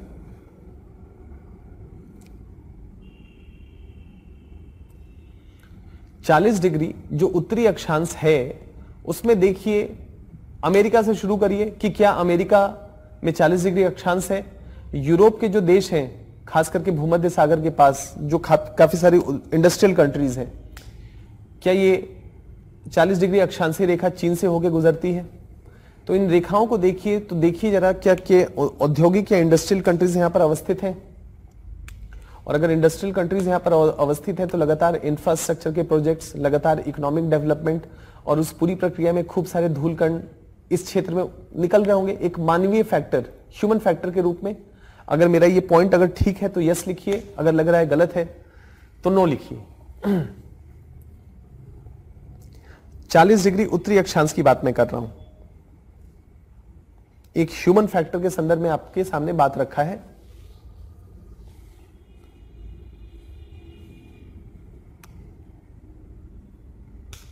ठीक है, एक बात, चलिए आप लोग लिख रहे हैं यस, मान के चलता हूं कि इस तर्क को आप लोग एक्सेप्ट कर रहे हैं। इंडस्ट्रियल कंट्री सबसे ज्यादा यहीं पर है और जहां पर इंडस्ट्रियल कंट्री सबसे ज्यादा होंगे पॉल्यूटेंट्स भी वहीं पर होंगे और जो भी डेवलपमेंटल वर्क्स चल रहे होंगे तो धूल के कण भी होंगे। ये तो मानवीय ह्यूमन फैक्टर्स हो गए उत्तरी गोलार्ध के संदर्भ में। और चूंकि राजन ने सवाल पूछा है तो थोड़ा सा जो हम चाहते थे कि आगे चर्चा करें, है ना, कुछ चीजें ज्योग्राफी में एक दूसरे से जुड़ी हुई हैं, लिंक्ड हैं, कड़ी हैं, लेकिन आपने पूछा है तो थोड़ा सा उसको समझ लीजिए और बाकी मुझे समय दीजिएगा आने वाली क्लासेस में जब इसको समझाएं दुनिया के अलग अलग सेल्स के बारे में, तो वहां पर इसकी समझदारी ज्यादा बेहतर बनेगी। अब पूछिए, अभी ये मत पूछिएगा कि क्यों ऐसा होता है, बस इस सवाल का उत्तर देने के लिए हमको ये बात रखनी पड़ रही है और समझाने के लिए हमको 3 घंटे चाहिए, 2 से 2.5 घंटे 3 घंटे चाहिए, जिस पर हम उस पर विस्तार से चर्चा कर सकें। विषुवत रेखा के क्षेत्र में हो क्या रहा है, बस मेरी बात को स्वीकार कर लीजिएगा, क्योंकि सवाल है तो उस संदर्भ में 23.5 डिग्री की एक रेखा बना लेते हैं, 23.5 डिग्री और एक 40 डिग्री बना लेते हैं और एक 90 डिग्री है। हो क्या रहा है इस बात को समझिए। यहां पर हवाएं इस दिशा में चलती हैं, क्यों चलती हैं अभी मत पूछिएगा। 23.5 डिग्री मकर रेखा, इन दोनों जगहों पे धरातल पे, सतह पे या सतह से ऊपर भी बढ़ते हैं तो हवाएं ऐसे चलती हैं, एक इस दिशा से आती है और एक इस दिशा से आती है। इन दोनों हवाओं की प्रकृति एक जैसी है, इन दोनों हवाओं की प्रकृति एक जैसी है, दोनों ही गर्म है क्योंकि दोनों ही गर्म इलाकों से बहती हुई आ रही हैं। ये दोनों यहां पर विषुवत रेखा के आसपास मिलती हैं और दोनों हवाएं विपरीत दिशाएं से आके मिलेंगी तो करेंगी क्या, आपस में टकराएंगी और टकराने के बाद ये ऊपर उठती हैं। तो ऊपर उठेंगी तो मैं यहां पर इसको ऊपर उठा देता हूं कि ये हवाएं आपस में टकराती हैं और ऊपर उठती हैं, तो मैं इसको ऐसे ऊपर उठा देता हूं, ये हवाएं ऐसे ऊपर उठ गई। क्लियर है। अब ये हवाएं यहां से ऊपर उठी और ऊपर उठने के बाद कुछ ऊंचाई तक जाती हैं और ये जो 2 दिशाओं से हवाएं यहां पर मिली थी, ये एक सर्टेन ऊंचाई पे जाने के बाद 2 भागों में विभक्त होती हैं। क्यों होती हैं अभी मत पूछिएगा, आगे उसकी चर्चा करेंगे। और ये यहां पर जाके गिरती हैं, कहां पर, 23.5 डिग्री कर्क रेखा या मकर रेखा पे जाके गिरती हैं, इकट्ठी होती हैं। क्लियर है।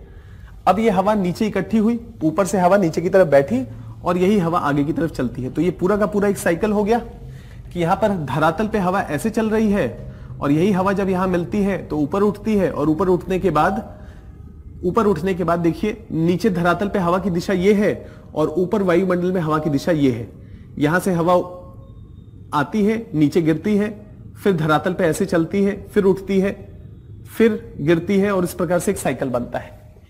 अब ये जो हवा ऊपर से नीचे की तरफ गिर रही है, इसको जरा देखिए, ये हवा जो ऊपर से नीचे की तरफ गिरी है, इकट्ठी हुई है, तो यहां पर जो भी 23.5 डिग्री पे अत्यधिक शुष्कता है और अत्यधिक शुष्कता है तो हवाएं जो यहां पर चल रही होंगी वो लगातार धूल के कण को उड़ा रही होंगी, लेकिन वो धूल का कण बहुत ज्यादा दूर नहीं जा सकता है, ऊपर से हवाएं नीचे की तरफ बैठेंगी और बैठेंगी तो इस गोलार्ध या इस अक्षांशीय रेखा पे हमको धूल के कण नजर आएंगे। क्लियर है। धूल के कण नजर आएंगे तो इसी को हम उपोष्ण, है ना, इसी को हमने उपोष्ण क्षेत्र कहा, है ना। उप उष्ण है, उष्ण ये है, उपोष्ण है ना, उपोष्ण का ये क्षेत्र हो गया। तो एक ये हो गया। अब यहां पर हवाएं जो नीचे बैठी हैं और खूब सारे धूल मिट्टी को नीचे इकट्ठा की हुई हैं, इसका एक दिशा यहां से मूव किया और इसका एक हिस्सा हवा का जो नीचे बैठा है वो इधर मूव करता है और जब इधर मूव करेगा तो अपने साथ कुछ धूल के कणों को लेके जाएगा और धूल के कणों को लेके जाएगा तो यहां पर इकट्ठा करेगा और फिर यहां पर यह हवा ऊपर की तरफ उठेगी और ऊपर से उठने के बाद इसका एक हिस्सा यहां इससे मिल जाएगा और एक हिस्सा यहां मिलेगा, एक हिस्सा यहां मिलेगा और यहां पर ये गिरेगा और यहां से हवाएं ये चलेंगी और यहां पर जाके इकट्ठा करेंगी। तो ये जो एरिया था यहां से भी धूल के कण यहां पर पहुंचाए गए और साथ ही साथ जो इंडस्ट्रियल रिवॉल्यूशन है, औद्योगिक क्रांति है, उसने अपने आप में जो इकोनॉमिक एक्टिविटीज को जन्म दिया, इन सारी चीजों ने इस शीतोष्ण कटिबंधीय क्षेत्र में 40 डिग्री के आसपास खूब सारे धूल के कण को इकट्ठा कर दिया। क्लियर हुआ राजन? अगर नहीं हुआ होगा तो पूछ लीजिएगा। बाकी क्यों उठा, क्यों नहीं उठा, कहीं गिरा हवा, कहीं पर उठा, क्यों होता है, इसकी चर्चा आने वाली क्लासेस में, 1-2 क्लासेस में ही इसकी चर्चा करेंगे। नेहा का सवाल है कि जलवाष्प अर्थ को न ज्यादा ठंडा होने देता है और न ही ज्यादा गर्म होने देता है। ये कैसे होता है? जल वाष्प जो है वो कह रहा है कि पृथ्वी को बहुत ज्यादा गर्म भी नहीं होने देता, पृथ्वी को बहुत ज्यादा ठंडा भी नहीं होने देता है। इसकी चर्चा हीट बजट की क्लास में करेंगे। हीट बजट, पृथ्वी का ऊष्मा संतुलन, क्योंकि आपका सवाल देखिए, आपके सवाल को देखें तो आपका सवाल पृथ्वी के ऊष्मा संतुलन को जानना चाहता है। यह आपका जो सवाल है, जलवाष्प अर्थ को न ज्यादा ठंडा होने देता है न ज्यादा गर्म होने देता है, तो हम इसको कह सकते हैं ऊष्मा बजट। पृथ्वी का ऊष्मा बजट पृथ्वी को न बहुत ज्यादा गर्म होने देता है न पृथ्वी को बहुत ज्यादा ठंडा होने देता है। तो ये ऊष्मा बजट या हीट बजट से रिलेटेड सवाल है, तो इसको नेहा रहने देते हैं। अभी इसकी चर्चा हीट बजट की क्लास में विस्तार से करेंगे कि पृथ्वी का जो ऊष्मा संतुलन है उसमें पानी, जलवाष्प, या कह सकते हैं कि जलवाष्प को हम कहें तो हम बादल भी कह सकते हैं। जलवाष्प और बादल कैसे एक महत्वपूर्ण भूमिका निभाते हैं पृथ्वी के हीट बजट को मेंटेन करने में। चूंकि आपने सवाल पूछा है तो बस एक छोटा सा पॉइंट इसमें ऐड कर देते हैं। सूर्य की रोशनी जब पृथ्वी पे चलती है, जब पृथ्वी की तरफ चलती है, तो ऊपर जो आसमान में बादल है, 26% सूर्य की रोशनी को वो बादल वापस भेज देता है। सूर्य की रोशनी को वो बादल वापस भेज देता है। यानी कि अगर 100 वॉट एनर्जी चली कहां से, सूर्य से पृथ्वी की तरफ, तो उसमें से 26 वॉट एनर्जी को हमारा वायुमंडल में जो बादल है वो उसको वापस भेज देता है। कहता है कि जरूरत नहीं है आपकी। ये 26% एनर्जी अगर और पृथ्वी पे आती तो सोचते कि कितना ज्यादा गर्म करती। तो इस संदर्भ में पृथ्वी के ऊष्मा संतुलन को बनाने में एक महत्वपूर्ण रोल प्ले करता है। लेकिन केवल इतनी ही बात नहीं है, पृथ्वी से जो ऊष्मा निकलती है, जब सूर्य की रोशनी आ गई, शाम ढल गया, तो पृथ्वी में जो गर्माहट इकट्ठी हुई है, ये गर्माहट धीरे धीरे करके रात में निकलती रहती है ऊष्मा के रूप में। और ये ऊष्मा जब ऊपर जाती है ना, तो बादल से टकराती है ये ऊष्मा, और बादल कहता है कि मैं तुमको जाने नहीं दूंगा, यही रहना है, पृथ्वी पे वापस जाओ। और उस तरीके से उसको वापस भेज देता है, या बादल उसको वापस भेज देती है। और इस पूरी प्रक्रिया में पृथ्वी पे एक रोशनी को आने नहीं देती है सूर्य की तरफ का, और जो पृथ्वी से जो रेडिएशन, या जो पृथ्वी धीरे धीरे करके रात में ठंडा हो रहा है, उससे जो ऊष्मा निकल रही है उसको रुबाला रिफ्लेक्ट करके पृथ्वी पे वापस भेज देता है, जिससे पृथ्वी को अत्यधिक ठंडा नहीं होने देता है। तो न पृथ्वी को अत्यधिक गर्म होने देता है, क्यों? क्योंकि बादल 26% एनर्जी को बाहर भेज देता है। और अत्यधिक ठंडा नहीं होने देता है, क्योंकि पृथ्वी जो रात में धीरे धीरे करके ठंडी हो रही है और जो ऊष्मा रिलीज कर रही है, अगर ऊपर बादल होगा तो बादल उसको रिफ्लेक्ट बैक कर देता है और पृथ्वी पे एक तरह से रजाई की तरह का कार्य करता है। कहता है कि गर्माहट को हम निकलने नहीं देंगे। क्लियर है? इस संदर्भ में पृथ्वी ना बादल न पृथ्वी को अत्यधिक गर्म होने देती है, न अत्यधिक ठंडी होने देती है। क्लियर है? बाकी इसकी चर्चा और हीट बजट की क्लास में करेंगे। कोशिश करिए कि टॉपिक के इर्द गिर्द, जैसे हीट बजट वाला है तो हीट बजट में इसकी चर्चा करेंगे। ठीक है सर, अगर जलवाष्प अर्थ के टेम्परेचर को बैलेंस करता है। अच्छा, सवाल का आपका अगला हिस्सा है कि अगर जलवाष्प अर्थ के तापमान को बैलेंस करता है तो भी वो खुद ग्रीन हाउस इफेक्ट के लिए जिम्मेदार क्यों नहीं है? हम उसको ग्रीन हाउस इफेक्ट इसलिए नहीं मानते हैं क्योंकि जलवाष्प का जो अमाउंट है वायुमंडल में, उसमें कोई खास परिवर्तन नहीं है। वो 0 से 4% के रूप में ही वेरी कर रहा है, वो उतना ही रोल प्ले कर रहा है। हम ग्रीन हाउस इफेक्ट एक वायु प्रदूषण के संदर्भ में भी देख रहे हैं, या हम CO2 गैसेस के संदर्भ में, या गैसेस के रूप में, या गैसेस के लिए हम इसका इस्तेमाल करते हैं कि वो कौन कौन से गैसेस हैं जो ऊष्मा का अवशोषण करते हैं या ऊष्मा को अपने अंदर संग्रहित करते हैं। तो जो ग्रीन हाउस गैस है, ये ग्रीन हाउस इफेक्ट है, वो हम गैसेस के लिए इस्तेमाल करते हैं, ना कि हम वाटर वेपर के लिए इस्तेमाल करते हैं। लेकिन टेक्निकली जो ग्रीन हाउस इफेक्ट है वो जलवाष्प के द्वारा भी किया जाता है। क्लियर है? तो आपका जो डाउट है कि डेफिनेटली जो आप पॉइंट कह रही हैं बिल्कुल ठीक है, उसमें कोई दो राय नहीं है कि जलवाष्प की एक महत्वपूर्ण भूमिका है और जलवाष्प वही ग्रीन हाउस इफेक्ट को जन्म दे रहा है। लेकिन हम उसको काउंट नहीं करते क्योंकि ग्रीन हाउस गैस कह रहे हैं, और जलवाष्प को गैस के रूप में नहीं, वाटर वेपर के रूप में हम करते हैं। क्लियर? राजन का एक और सवाल है, sir in air quality index यार वो इसलिए बताए थे कि आप लोग पर्यावरण के साथ उसको देख सकें, जोड़ सकें। अब एयर क्वालिटी इंडेक्स से रिलेटेड सवाल तो एनवायरमेंट में आप लोग ज्यादा बेहतर तरीके से एड्रेस किए होंगे। चलिए फिर भी जो सवाल है देखें। Sir, in air quality index, each pollutant has given different time duration in PPT. Why? Her gas अलग अलग समय के लिए रहता है, टाइम ड्यूरेशन उसका अलग अलग है। जैसे CO2 जो गैस है वो अपेक्षाकृत एक बार रिलीज हो जाता है तो कुछ सालों तक रहता है ना। सल्फर डाइऑक्साइड, नाइट्रस ऑक्साइड अपेक्षाकृत कम समय तक रहते हैं, कुछ समय में ही वो नीचे चले जाते हैं।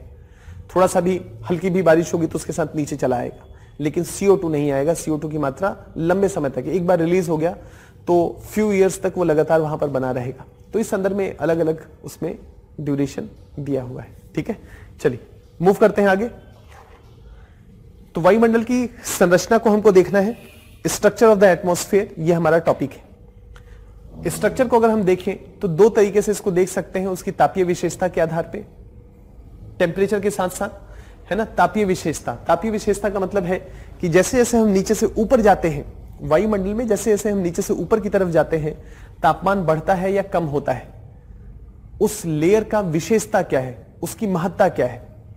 क्लियर है? तो इस संदर्भ में ये टॉपिक है, ये एक अंडरस्टैंडिंग है कि जैसे जैसे हम नीचे से ऊपर की तरफ चलते चले जाते हैं तापमान कम होता है, लेकिन केवल एक ही लेयर में कम होता है। उसके ऊपर जाते हैं तो तापमान ऊपर जाते जाते से तापमान कम होने की जगह तापमान बढ़ने लगता है।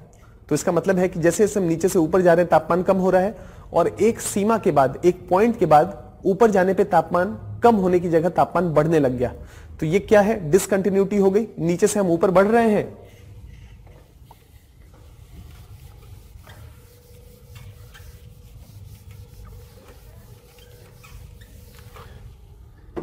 नीचे से हम ऊपर की तरफ बढ़ रहे हैं। क्लियर है? नीचे से हम ऊपर की तरफ बढ़ रहे हैं और ऊपर बढ़ने पे तापमान क्या हो रहा है? कम हो रहा है। सपोज टेम्परेचर डिक्रीज हो रहा है। ठीक है, तो हम नीचे से ऊपर बढ़ते गए, हम एक सीमा पे पहुंचे, लगातार टेम्परेचर डिक्रीज हो रहा है, जैसे जैसे हम ऊपर जा रहे हैं तापमान कम हो रहा है। लेकिन एक पॉइंट पे पहुंचने के बाद जब हम और फर्दर ऊपर जाते हैं तो हम देखते हैं कि तापमान कम होने की जगह, टेम्परेचर कम होने की जगह टेम्परेचर बढ़ रहा है, टेम्परेचर इंक्रीज कर रहा है। इसका मतलब है कि ये जो लेयर है वायुमंडल का, ये यूनिक है, एक जैसा है, और इसमें लगातार ऊपर बढ़ने के साथ साथ तापमान कम होता है। लेकिन इसके ऊपर वाला जो लेयर है, जैसे जैसे हम ऊपर जाते हैं तापमान क्या होता है? कम होने की जगह तापमान बढ़ता है। फिर हम उसके ऊपर वाले लेयर में जाते हैं तो फिर तापमान कम होता है, फिर उसके ऊपर वाले लेयर में जाते हैं तो तापमान लगातार बढ़ता रहता है। तो हमको लगातार नजर आता है कि एक सीमा तक तापमान कम होता है, फिर एक सीमा से ऊपर उठते हैं तो तापमान बढ़ता है, फिर उसके ऊपर देखते हैं कि फिर तापमान कम होता है, फिर और ऊपर बढ़ते हैं तो देखते हैं कि तापमान बढ़ ही रहा है। तो इस पूरी प्रक्रिया में तापमान या तापीय विशेषता के आधार पर हम जो स्ट्रक्चर या वायुमंडल का जो स्ट्रक्चर समझना चाहते हैं उसको हम अलग अलग हिस्सों में बांट सकते हैं। क्षोभ मंडल, समताप मंडल, मध्य मंडल और ताप मंडल, है ना। 4 मंडल्स में हम बांट सकते हैं, ट्रोपोस्फेयर, स्ट्रेटोस्फेयर, मीसोस्फेयर और थर्मोस्फेयर। क्षोभ मंडल को ट्रोपोस्फेयर अंग्रेजी में कहा जाता है, समताप मंडल को स्ट्रेटोस्फेयर कहा जाता है, मध्य मंडल को मीसोस्फेयर कहा जाता है और ताप मंडल को एक्सोस्फेयर के नाम से बुलाया जाता है। क्लियर है?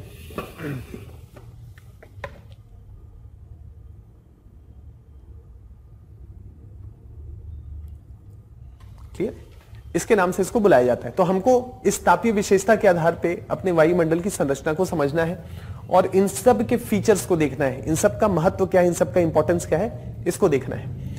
इसके अलावा रासायनिक आधार पे जो केमिकल कंपोजिशन है, जो भी गैसेस, धूल कण, ये सारी चीजें मिल रहे हैं, तो हम उसको होमोस्फेयर कह सकते हैं। होमोस्फेयर जो जीवन के लिए महत्वपूर्ण है, और विषम मंडल या हेट्रोस्फेयर बहुत ज्यादा उसकी महत्ता उन गैसेस की हमारे लिए नहीं है। तो यहां पर केमिकल कंपोजिशन के पॉइंट ऑफ व्यू से होमोस्फेयर और दूसरा है हेट्रोस्फेयर। क्लियर? इनको देखते हैं, इनको एक एक करके समझते हैं।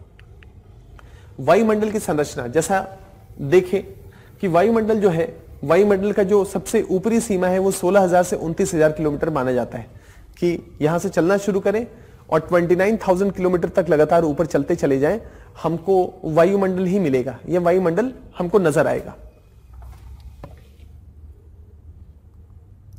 एक काम करते हैं, अभी वायुमंडल का जस्ट शुरुआत ही किए हैं, है ना, वायुमंडल की संरचना का शुरुआत किए हैं, तो एक छोटा सा ब्रेक ले लेते हैं 10 मिनट का, और ब्रेक के बाद इस टॉपिक को कंप्लीट करते हैं, जो भी ट्रोपोस्फेयर, स्ट्रेटोस्फेयर, मेसोस्फेयर, थर्मोस्फेयर का कॉन्सेप्ट है इसको देखते हैं। महत्वपूर्ण कॉन्सेप्ट है, समय समय पे इस पे सवाल पूछा जाता है। सवाल भूगोल के पॉइंट ऑफ व्यू से भी हो सकता है, सवाल जो है इन्वायरमेंट के पॉइंट ऑफ व्यू से भी हो सकता है, क्योंकि एक ऐसा टॉपिक है जहां पर इन्वायरमेंट और ज्योग्राफी एक दूसरे के साथ ओवरलैप कर रहे हैं। क्लियर है? तो 10 मिनट का ब्रेक लेते हैं और फिर शुरू करते हैं। चलिए शुरू करते हैं। वायुमंडल की संरचना, एक दो सवाल है। अच्छा, ये दोनों सवाल एड्रेस कर दिए हैं। चलिए शुरू करते हैं। ध्यान से अब इस टॉपिक को समझिएगा। थोड़ा इसलिए ब्रेक दिए थे ताकि अब आप इस पूरी तरह से फोकस कर पाए इस टॉपिक के ऊपर। कुछ बातों को मैं एक्सप्लेन करूंगा, कुछ बातों को आपको बताऊंगा, अच्छे से समझते रहिएगा। और कुछ चीजें वर्क इन प्रोग्रेस होगा, आने वाले समय में उसको डिकोड करेंगे, है ना। समय आने पे उसको धीरे धीरे करके एक एक करके डिकोड करेंगे, क्योंकि अभी जलवायु का केवल इंट्रोडक्शन, धीरे धीरे करके हम इसके अंदर एंटर कर रहे हैं। ठीक है। वायुमंडल की संरचना, तो वायुमंडल की संरचना के संदर्भ में अगर हम देखते हैं तो एक मोटा मोटा जो हमको समझदारी मिलता है वो ये है कि इसमें बहुत सारी परतें पाई जाती हैं, बहुत सारे लेयर्स हैं, है ना। नीचे से ऊपर तक जैसे जैसे हम जाते हैं लेयर्स हैं। 29,000 किलोमीटर तक माना जाता है कि हमारा वायुमंडल है, मतलब कुछ गैसेस हमको 29,000 किलोमीटर तक मिलते हैं। उस संदर्भ में हमने इसकी ऊपरी सीमा 16 से 29,000 किलोमीटर तक तय की है कि पृथ्वी के नीचे से या सतह से लगातार आप ऊपर चलते चले जाइए तो लगभग 16 से 29,000 किलोमीटर तक लगातार हमको गैसेस मिलती रहती है। परंतु 800 किलोमीटर तक, यानी कि नीचे से जब हम 800 किलोमीटर ऊपर तक जाते हैं तो वहां पर वो सर्वाधिक महत्वपूर्ण है, और जो गैसेस का कंसंट्रेशन है, घनत्व है, हमको मैक्सिमम यहीं पर नजर आता है। क्लियर है? एक मोटी मोटी बात वायुमंडल के ऊपरी हिस्से के संदर्भ में, वायुमंडल के घनत्व, तापमान और संगठन किन चीजों से बना हुआ है, उसका घनत्व क्या है, उसका तापमान क्या है, ऊंचाई के साथ बदलती जाती है। कैसे बदलती है अभी उसकी चर्चा करेंगे, लेकिन ऊंचाई के साथ इसमें बदलाव होता है। क्लियर है? परिवर्तन होता है, ऊंचाई बढ़ने के साथ साथ परिवर्तन होता है। धरातल पर वायु का घनत्व क्या होगा? नीचे सतह के पास वायु का घनत्व अपेक्षाकृत ज्यादा होगा। क्यों ज्यादा होगा? तो उसका मूल कारण है कि पृथ्वी का अपना गुरुत्वाकर्षण बल है। पृथ्वी चीजों को अपनी तरफ खींच रही है, और पृथ्वी का गुरुत्वाकर्षण बल पृथ्वी की सतह पे ज्यादा काम करेगा, नीचे काम करेगा। जैसे जैसे हम ऊपर उठेंगे गुरुत्वाकर्षण बल कमजोर होता जाएगा। तो इस पूरी प्रक्रिया में जो वायुमंडल है, उस वायुमंडल में जो निचला हिस्सा है वायुमंडल का, उस पे हमको घनत्व अपेक्षाकृत ज्यादा मिलता है। क्यों? क्योंकि पृथ्वी का गुरुत्वाकर्षण बल भी काम करता है। और दूसरी बात, जो वायु है, ये जो एटम्स हैं, वायु के मॉलिक्यूल्स हैं, उनका अपना एक भार होता है, और भार होने के कारण वो नीचे की तरफ बैठते हैं, और इस पूरी प्रक्रिया में हमको नीचे की तरफ अपेक्षाकृत ज्यादा घनत्व नजर आता है। धरातल पर वायु का घनत्व सर्वाधिक होता है, जबकि ऊंचाई बढ़ने के साथ साथ घनत्व कम होता चला जाता है, क्योंकि पृथ्वी का गुरुत्वाकर्षण बल अपेक्षाकृत क्षीण होता चला जाता है। क्लियर है? ये एक पहलू है। अब हम इसी पॉइंट को इस इमेज के माध्यम से देखें तो इमेज जो मैं आपको बताना चाहता था कि पृथ्वी की सतह के पास घनत्व ज्यादा है, तो कुछ ऐसा समझिए। इस इमेज को देखिए। इस इमेज को देख के ये जो आपको नजर आ रहा है, यहां पर देखिए कि जो वायु के कण हैं वो अपेक्षाकृत निचले वायुमंडल में ज्यादा हैं, और जैसे जैसे हम ऊपर जा रहे हैं इनके कणों का जो मात्रा है वो कम होता चला जा रहा है, घनत्व कम होता जा रहा है। एक इतने छोटे से क्षेत्र में इमेजिन करिए कि कितने सारे वायु के जो मॉलिक्यूल्स हैं या एटम्स हैं, अणु हैं, वो इकट्ठे हैं, और जैसे जैसे हम ऊपर चलते चले जाते हैं वो मात्रा अपेक्षाकृत कम होती चली जाती है। इसी को घनत्व कह रहे हैं, इसी को डेंसिटी, कि एक वर्ग क्षेत्र में, एक पार्टिकुलर एरिया में कितने वायु के कण वहां पर उपलब्ध है। जैसे जैसे हम ऊपर बढ़ते चलते चले जाते हैं, रेरिफिकेशन ऑफ एटमॉस्फेयर, एटमॉस्फेयर क्षीण होता चला जाता है, उसका घनत्व कम होता चला जाता है, और एक मूल कारण है गुरुत्वाकर्षण बल। क्लियर? पृथ्वी का गुरुत्वाकर्षण बल चीजों को अपनी तरफ खींचता है, और उस पूरी प्रक्रिया में निचले वाले लेयर में अपेक्षाकृत हमको ज्यादा घनत्व नजर आता है, मिलता है। ठीक है, चलिए, ये कितनी समझदारी बनी। एक और पॉइंट देखिए, वायुमंडल की विभिन्न परतों में तापमान परिवर्तन की दर भिन्न भिन्न होती है। इस पॉइंट को अभी थोड़ी देर में एक्सप्लेन करते हैं कि वायुमंडल के विभिन्न परतों में तापमान की दर या तापमान परिवर्तन की दर भिन्न भिन्न होती है ना। नीचे से ऊपर जाते हैं तो तापमान गिरता है, वायुमंडल के सबसे निचले सतह में, क्षोभ मंडल में गिरता है, और गिरने की दर क्या है? 6.5 डिग्री सेल्सियस प्रति 1000 मीटर। लेकिन जब हम उसके ऊपर जाते हैं तो तापमान गिरने की जगह तापमान उठता है, यानी कि तापमान में परिवर्तन होता है, उसका दर अलग अलग है, कहीं पर बढ़ता है, कहीं पर गिरता है, ये सारी चीजें हैं। ये पॉइंट यहां पर लिखा हुआ है। अभी इसको एक्सप्लेन करते हैं, अभी इसको डिकोड करते हैं। गैसों के सांतरण सकल वायुमंडलीय द्रव्यमान, वायुदाब तथा मौसम की घटनाओं की दृष्टि से वायुमंडल का जो 50 किलोमीटर तक का या 50% भाग केवल 5.6 किलोमीटर तक है। यानी कि वायुमंडल में जितने भी गैसेज हैं, कार्बन डाइऑक्साइड, ऑक्सीजन, नाइट्रोजन, है ना, आर्गन, जितने भी गैसेज हैं, जितने भी टोटल गैसों का अगर वजन 10 किलो है तो 5 किलो गैस केवल 5-5.5 किलोमीटर की ऊंचाई पे ही है। यानी कि इमेजिन करिए कि मैं कह रहा हूं 16,000 से 29,000 किलोमीटर तक की ऊंचाई, या 800 किलोमीटर तक की ऊंचाई ले लेते हैं, जो महत्वपूर्ण है वायुमंडलीय दृष्टिकोण से, ये जलवायु के दृष्टिकोण से। तो इस 800 किलोमीटर तक हमको गैसों का कंसंट्रेशन काफी नजर आता है, या हमको खूब गैसेस मिलती हैं, लेकिन केवल 5 किलोमीटर तक ही नीचे से ऊपर जाते हैं तो हमारा वायुमंडल में ये जो गैसेज हैं उसका 50% यहीं पर लोकेटेड है।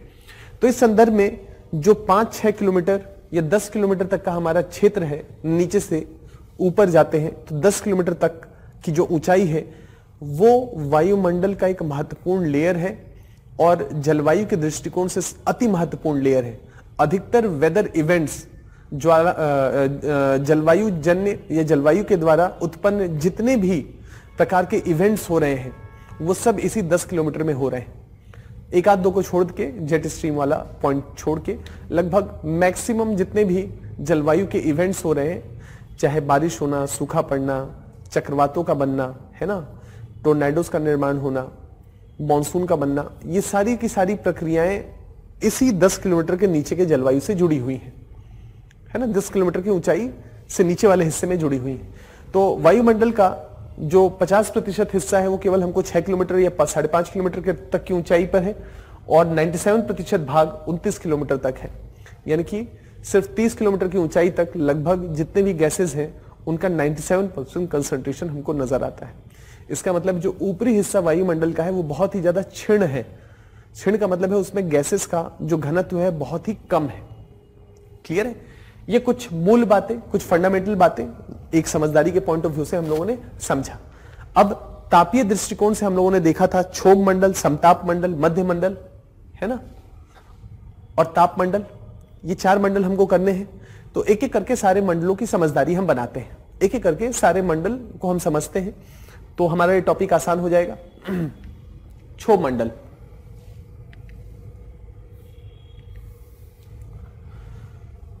क्षोभ, है ना, ट्रोपोस्फेयर, ट्रोपोस्फेयर, है ना। तो ट्रोपोस्फेयर जो है वो एक ग्रीक भाषा का शब्द है, ग्रीक वर्ड से बना हुआ है, ट्रोपो, है ना। पहले ट्रोपोस्फेयर को समझ लेते हैं फिर आसान हो जाएगा। ट्रोपोस्फेयर, तो ट्रोपो जो शब्द है, ट्रोपोस्फेयर जो शब्द है,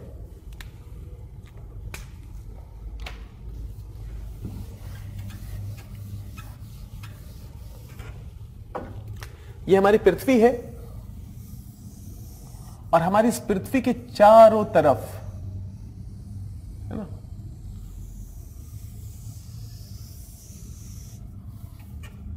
हमारी पृथ्वी के चारों तरफ एक लेयर है ना, वायुमंडल का एक लेयर है।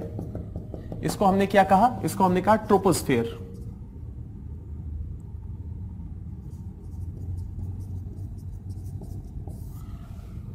ये एक ग्रीक भाषा से बना हुआ है,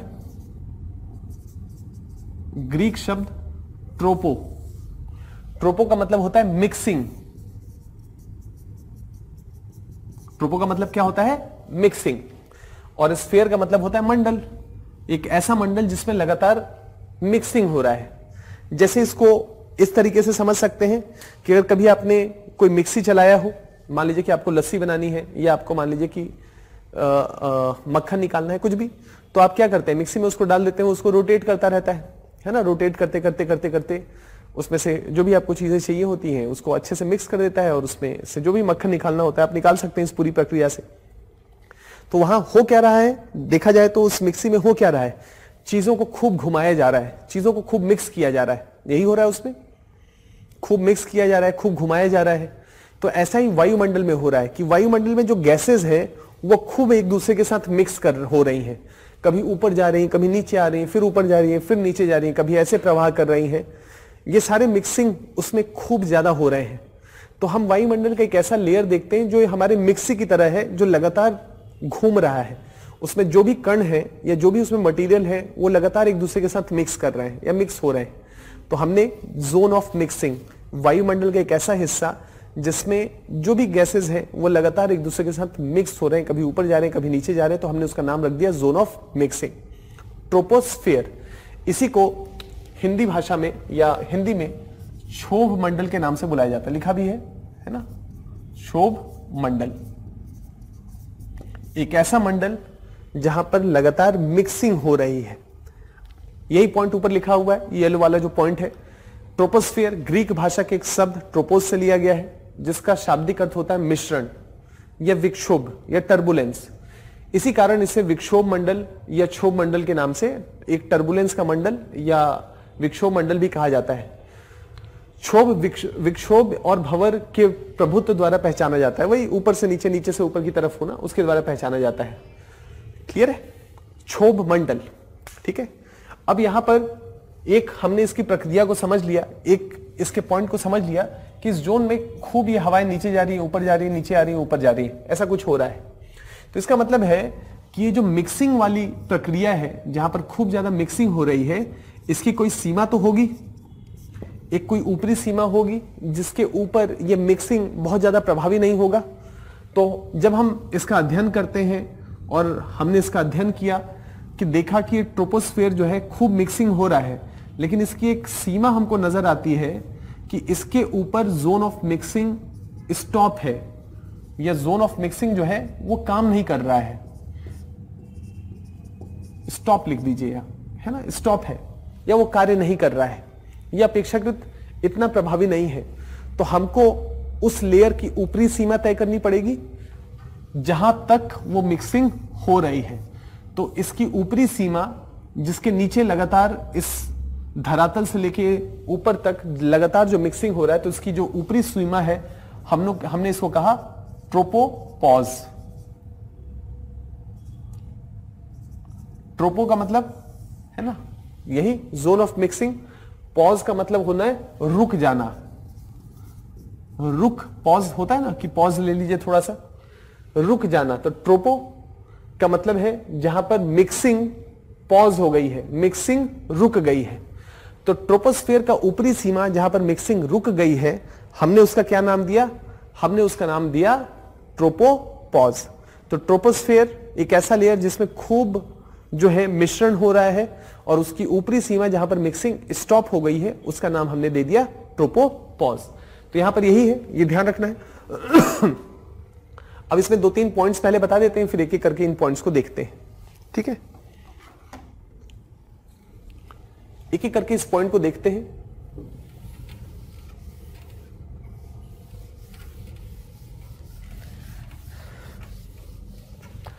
पहले मैं 1-2 सवाल पूछूंगा आप लोगों से, और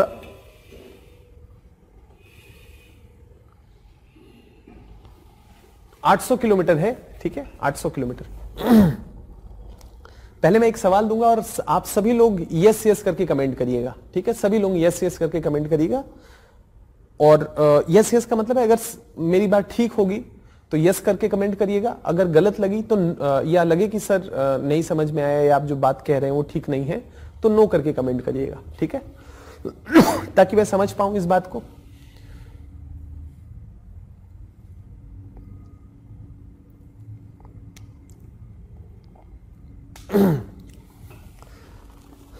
मैं 2 क्षेत्रों के बारे में आपसे चर्चा करूंगा। पहले 2 क्षेत्रों के बारे में बताऊंगा और फिर मैं अपना सवाल आपके सामने रखूंगा। ठीक है, 2 क्षेत्र हैं वो विषुवत रेखा और ध्रुवीय क्षेत्र। कौन से हैं? विषुवत रेखा और ध्रुवीय क्षेत्र। विषुवत रेखा का मतलब क्या हो गया? विषुवत रेखा का मतलब हो गया कि ये हमारी पृथ्वी है और हमारी पृथ्वी का ये 0 डिग्री की रेखा है ना, इसको हमने विषुवत रेखा कहा।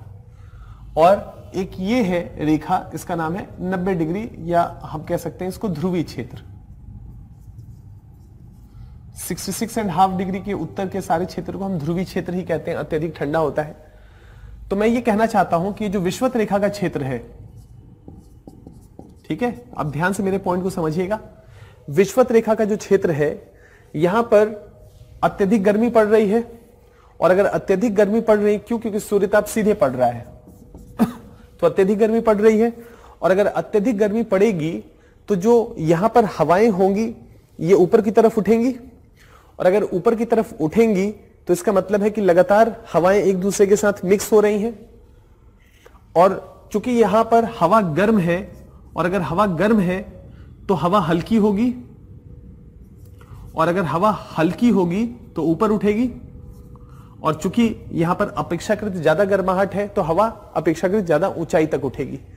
तो ज्यादा ऊंचाई तक उठेगी तो क्या मैं ये कह सकता हूं, क्या मैं ये इस बात को कह सकता हूं कि यहां पर जो क्षोभ मंडल है, यहां पर जो हमारे ऊपर जो क्षोभ मंडल है, इस क्षोभ मंडल की ऊंचाई विषुवत रेखा पे काफी ऊपर होगी। क्यों? क्योंकि हवाएं गर्म है, और गर्म है तो ऊपर उठ रही हैं, ऊपर उठ रही हैं तो मिक्सिंग हो रहा है, और मिक्सिंग हो रहा है तो ये मिक्सिंग अपेक्षाकृत ज्यादा ऊंचाई तक होगी। ठीक है, एक पॉइंट मेरा ये। दूसरा मेरा जो पॉइंट है वो ये है कि जो ध्रुवीय क्षेत्र है यहां पर अत्यधिक ठंड है, और अगर अत्यधिक ठंड है तो हवा यहां पर नीचे की तरफ बैठ जाएगी, है ना, हवा यहां पर नीचे की तरफ बैठेगी, और ठंडक होने के कारण एक नीचे वाले लेयर अपेक्षाकृत पृथ्वी की सतह के पास अत्यधिक ठंडक होगी, और हवा वहां पर नीचे बैठी होगी, और नीचे बैठी होगी तो यहां पर नीचे की हवा अगर ऊपर उठना चाहेगी तो बहुत ज्यादा उठ नहीं पाएगी, बस ऊपर वाली हवा नीचे बैठ जाएगी। क्यों? अत्यधिक ठंडक होने के कारण। और अगर अत्यधिक ठंडक है तो नीचे की गर्म हवा जब बहुत ऊपर तक नहीं उठ पाएगी और केवल ऊपर वाली हवा ही नीचे पहुंच पाएगी, तो क्या यहां पर जो मिक्सिंग हो रहा है हवाओं का, ये क्या ज्यादा ऊंचाई तक होगा? नहीं होगा। और अगर नहीं होगा तो क्या हम कह सकते हैं कि ध्रुवों पे जो क्षोभ मंडल की ऊंचाई होगी वो अपेक्षाकृत कम होगी? विषुवत रेखा पे चूंकि हवा गर्म है तो बहुत ऊपर तक उठेगी, तो बहुत ऊपर तक मिक्सिंग करेगी, लेकिन ये गर्माहट यहां नहीं है, यहां जो भी हवा है वो नीचे की तरफ बैठेगी, तो बहुत ऊंचाई तक वो मिक्सिंग की संभावना नहीं होगी, और मिक्सिंग की संभावना नहीं होगी तो क्षोभ मंडल की ऊंचाई विषुवत रेखा पे अपेक्षाकृत ज्यादा होगी, और ध्रुवीय क्षेत्रों पे उसकी ऊंचाई अपेक्षाकृत कम होगी। क्यों? क्योंकि ये जो मिक्सिंग का क्षेत्र है वो ध्रुवीय क्षेत्रों पे अत्यधिक ठंडा होने के कारण अपेक्षाकृत कम करता है, या कम ऊंचाई तक की ऐसी स्थिति हो पाती है। क्या मेरे इस कथन से एग्री करते हैं? तो यस का कमेंट करिए, और नहीं तो नो का कमेंट करिए, ताकि मैं समझ पाऊं कि आप इस पॉइंट को समझे हैं कि नहीं।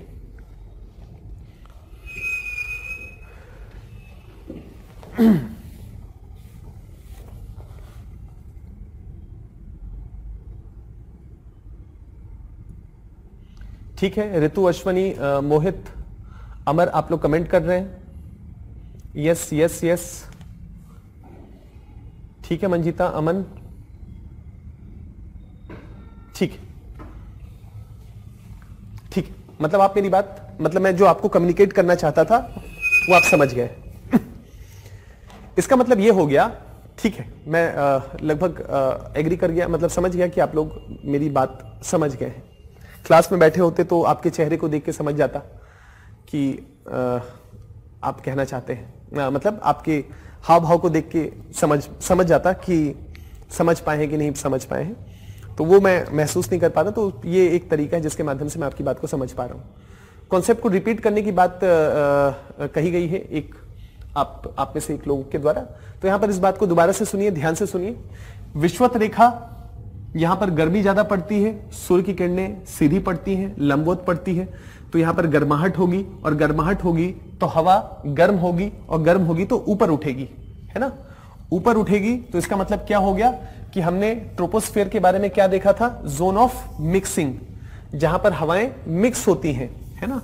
तो चूंकि ये हवा गर्म है, तो गर्म है तो अपेक्षाकृत ज्यादा ऊंचाई तक उठेगी, गर्म है तो जब तक ठंडी नहीं होगी तब तक उठती रहेगी। तो इसका मतलब है कि यहां पर जो हमने देखा था क्षोभ सीमा या क्षोभ मंडल, विषुवत रेखा पे चूंकि गर्माहट ज्यादा है तो हवा ज्यादा ऊपर तक उठेगी, ठंडी होगी, फिर नीचे बैठ जाएगी, है ना।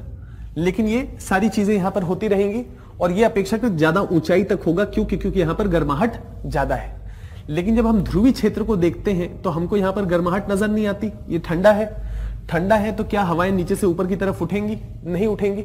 जो भी हो रहा होगा ऊपर से हवाएं नीचे की तरफ बैठ रही होंगी। लेकिन ये गर्माहट अगर ऊपर तक जाता तो मिक्सिंग ज्यादा ऊपर तक होता, लेकिन हमको ऐसी प्रक्रिया यहां पर नजर नहीं आती है। तो इसका मतलब यहां पर जो ये ऊपर उठने और नीचे गिरने वाली जो प्रक्रिया होगी वो अपेक्षाकृत ध्रुवीय क्षेत्रों पे, हमारे सिर के ऊपर से ध्रुवीय क्षेत्रों पे, अगर हम ध्रुवों पे हैं तो हमारे ऊपर ये जो मिक्सिंग वाली प्रक्रिया है ज्यादा ऊंचाई तक नहीं होगी। क्यों? क्योंकि अपेक्षाकृत बहुत ज्यादा ठंड यहां पर पड़ रही है।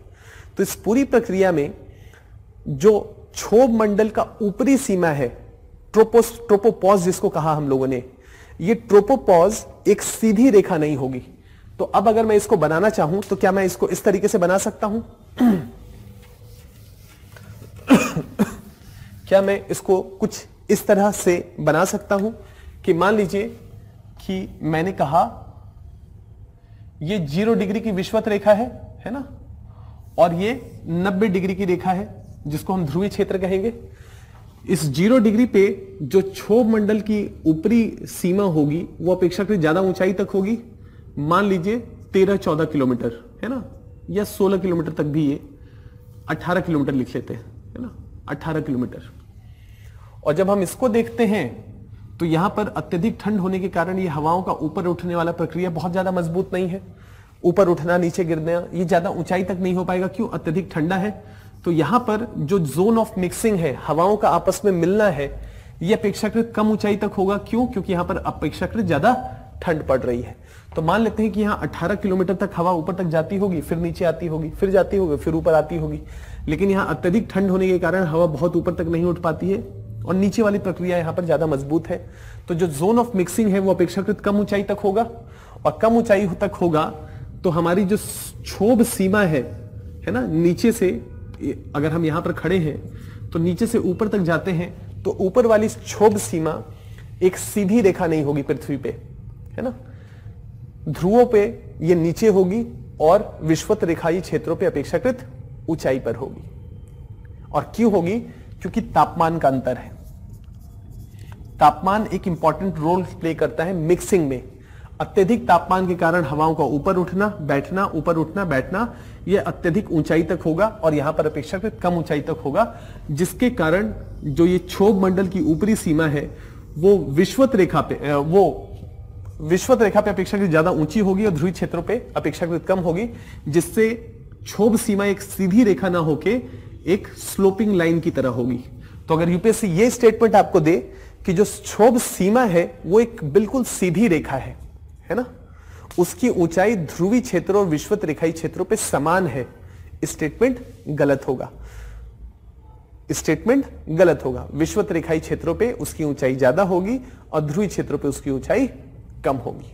और जैसे जैसे हम विषुवत रेखा से ध्रुवीय क्षेत्रों की तरफ बढ़ते चले जाएंगे, क्षोभ सीमा की ऊंचाई कम होती चली जाएगी। अगर स्टेटमेंट यह लिखा हो कि जैसे जैसे हम विषुवत रेखा से उत्तरी ध्रुव की तरफ बढ़े, क्षोभ सीमा की ऊंचाई बढ़ती चली जाएगी, स्टेटमेंट गलत होगा, ऊंचाई कम होती चली जाएगी। क्लियर है? इस पॉइंट को ध्यान रखना है। अब यहां पर इस पॉइंट को जरा पढ़े। इसकी सतह से ऊंचाई लगभग 13 किलोमीटर है, एवरेज, है ना, एवरेज जो है वो 13 किलोमीटर है, तथा ध्रुव के निकट ये 8 किलोमीटर या 10 किलोमीटर तक होती है और विषुवत रेखाई क्षेत्रों पर इसकी ऊंचाई 8 किलोमीटर, विषुवत रेखाई क्षेत्र में इसकी ऊंचाई 18 किलोमीटर तक व्याप्त है। इसकी ऊंचाई विषुवत रेखा पर सबसे अधिक है क्योंकि तीव्र वायु का प्रवाह संवहन धाराएं के कारण ताप का अधिक ऊंचाई तक संवहन होता है ना। गर्माहट अपेक्षाकृत संवहनीय धाराओं, संवहन का मतलब होता है कन्वेक्शन करेंट्स। तो जब भी कोई चीज गर्म होती है तो ऊपर उठती है और ऐसी ऊपर उठने की हवाओं की प्रक्रिया को हम संवहनीय धारा कहते हैं, कन्वेक्शन करेंट्स कहते हैं। ये कन्वेक्शन करेंट्स अपेक्षाकृत विषुवत रेखा पे ज्यादा प्रभावी है, ज्यादा ऊंचाई तक है, लेकिन ध्रुवीय क्षेत्रों पे हमको अपेक्षाकृत कम नजर आती है, कम ऊंचाई तक नजर आती है। क्लियर हो गया? ये पॉइंट आप लोग समझे। अब इसमें एक और पॉइंट ऐड करेंगे, अभी थोड़ी देर में इसमें एक और पॉइंट ऐड करेंगे। इस कॉन्सेप्ट को पकड़े रहिएगा, छोड़िएगा मत। इसी में एक और पॉइंट ऐड कर देंगे तो लगभग क्षोभ या ट्रोपोस्फेयर वाला टॉपिक आपका कंप्लीट हो जाएगा। इस संस्तर में या ये जो लेयर है इसमें वायुमंडल के समस्त गैसीय द्रव्यमान का लगभग 75% है। जितने भी गैसेस हैं, नाइट्रोजन, ऑक्सीजन, जितने भी गैसेस हैं, उसका 75% वजन केवल इसी लेयर में उपलब्ध है। इसके अतिरिक्त इसमें धूल कण तथा जलवाष्प भी पाए जाते हैं, है ना। जो भी हम लोगों ने अभी संगठन पढ़ा था, कंपोजिशन एटमॉस्फेयर का, उसमें धूल कण, जलवाष्प और गैसेस होती हैं, वो तीनों ही यहां पर पाए जाते हैं। और वायुमंडल का सबसे सघन लेयर है, सबसे ज्यादा डेंस लेयर है। 75% द्रव्यमान जो गैसेस का है या जो भी गैसेस पाई जाती हैं वायुमंडल में, उसका 75% का कंसंट्रेशन हमको इस लेयर में नजर आता है। इस पॉइंट को ध्यान रखना है। मौसम के पॉइंट ऑफ व्यू से जितनी भी जलवायु घटनाएं हो रही हैं, मौसम के पॉइंट ऑफ व्यू से सबसे महत्वपूर्ण लेयर है। इसको आप आने वाली क्लासेस में समझ पाएंगे ज्यादा प्रभावी तरीके से। जितनी भी मौसमी घटनाएं हो रही हैं, आप कोई भी इमेजिन करिए कि कोई भी मौसमी घटनाएं हैं, है ना, ओलावृष्टि होना, मानसूनी बारिश होना, कोई भी आप नाम लीजिए, धूल भरी आंधी चलना, लू चलना, काल बैसाखी, है ना, किसी चीज का भी, साइक्लोन, चक्रवात का आना, प्रति चक्रवात का आना, कुछ भी आप मौसमी घटनाओं के बारे में सोचिए, वो मौसमी घटनाएं किस मंडल से जुड़ी हैं? क्षोभ मंडल से जुड़ी हुई है। तो यहां पर पॉइंट यही लिखा हुआ है, मौसम तथा जलवायु से संबंधित सभी घटनाएं, बादल निर्माण, बादलों की गरज, तूफान, कुछ भी आप सोचिए, इमेजिन करिए, कुछ भी, वो सब इसी मंडल में घटित होती हैं। वायु के वेग में ऊंचाई बढ़ने के साथ साथ वृद्धि होती चली जाती है। जैसे जैसे हम नीचे से ऊपर की तरफ बढ़ते हैं, वायु की गति बढ़ती है, क्यों बढ़ती है उसके बारे में आगे देखेंगे और उसको जेट धारा के कॉन्सेप्ट में और विस्तार से समझेंगे। बस आप जो मैंने ऊंचाई वाला पॉइंट आपको बताया, इस पॉइंट को पकड़े रहिए अभी, है ना, इसको छोड़िएगा नहीं, क्योंकि मुझे एक पॉइंट और इसमें ऐड करना है।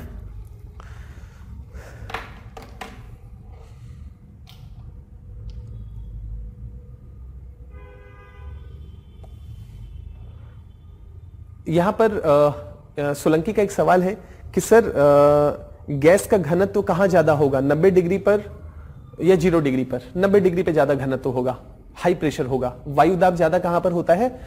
90 डिग्री पे। विषुवत रेखा पे नहीं होगा, ध्रुवीय क्षेत्रों पे होगा। विषुवत रेखा पे निम्न दाब पाया जाएगा, लो प्रेशर। वायु का दाब, वायु का घनत्व दोनों कम होगा, और ध्रुवीय क्षेत्रों पे वायु दाब ज्यादा होगा, घनत्व ज्यादा होगा। क्लियर है? चलिए, अब जो मैंने पॉइंट अभी आपको बताया था, उसको बिल्कुल ध्यान से, उसको पकड़े रहिए, उसे छोड़ना नहीं है आपको। अब मैं आपके सामने अपनी बात रख रहा हूं, उस बात को ध्यान से समझिएगा। और यहां से यूपीएससी के द्वारा पहले भी प्रारंभिक परीक्षा के पॉइंट ऑफ व्यू से सवाल बनाया गया है और भविष्य में भी बनाया जा सकता है। अभी मैंने आपके सामने रखा, जो बात रखी वो ये कि विषुवत रेखा पे जो क्षोभ मंडल है उसकी ऊंचाई ज्यादा होती है, और ध्रुवीय क्षेत्रों पे उसकी ऊंचाई अपेक्षाकृत कम होती है। ये पॉइंट मैंने आपके सामने रखा है ना, ये पॉइंट मैंने आपके सामने रखा। अब जरा इसको समझिए। हमने अभी थोड़ी देर पहले चर्चा की थी, या लगातार मैं क्लासेस में आपके सामने रखता रहा हूं, कि जैसे जैसे हम नीचे से ऊपर की तरफ चलते चले जाते हैं, तापमान में गिरावट 6.5 डिग्री सेल्सियस 6.5 डिग्री सेल्सियस प्रति 1000 मीटर, या 1000 मीटर को ही प्रति 1000 मीटर, या इसी को हम 1 किलोमीटर कह सकते हैं। यानी कि जैसे जैसे हम ऊपर जाते हैं, प्रति 1 किलोमीटर की ऊंचाई बढ़ने के साथ साथ 6.5 डिग्री सेल्सियस तापमान कम हो जाता है। क्लियर है?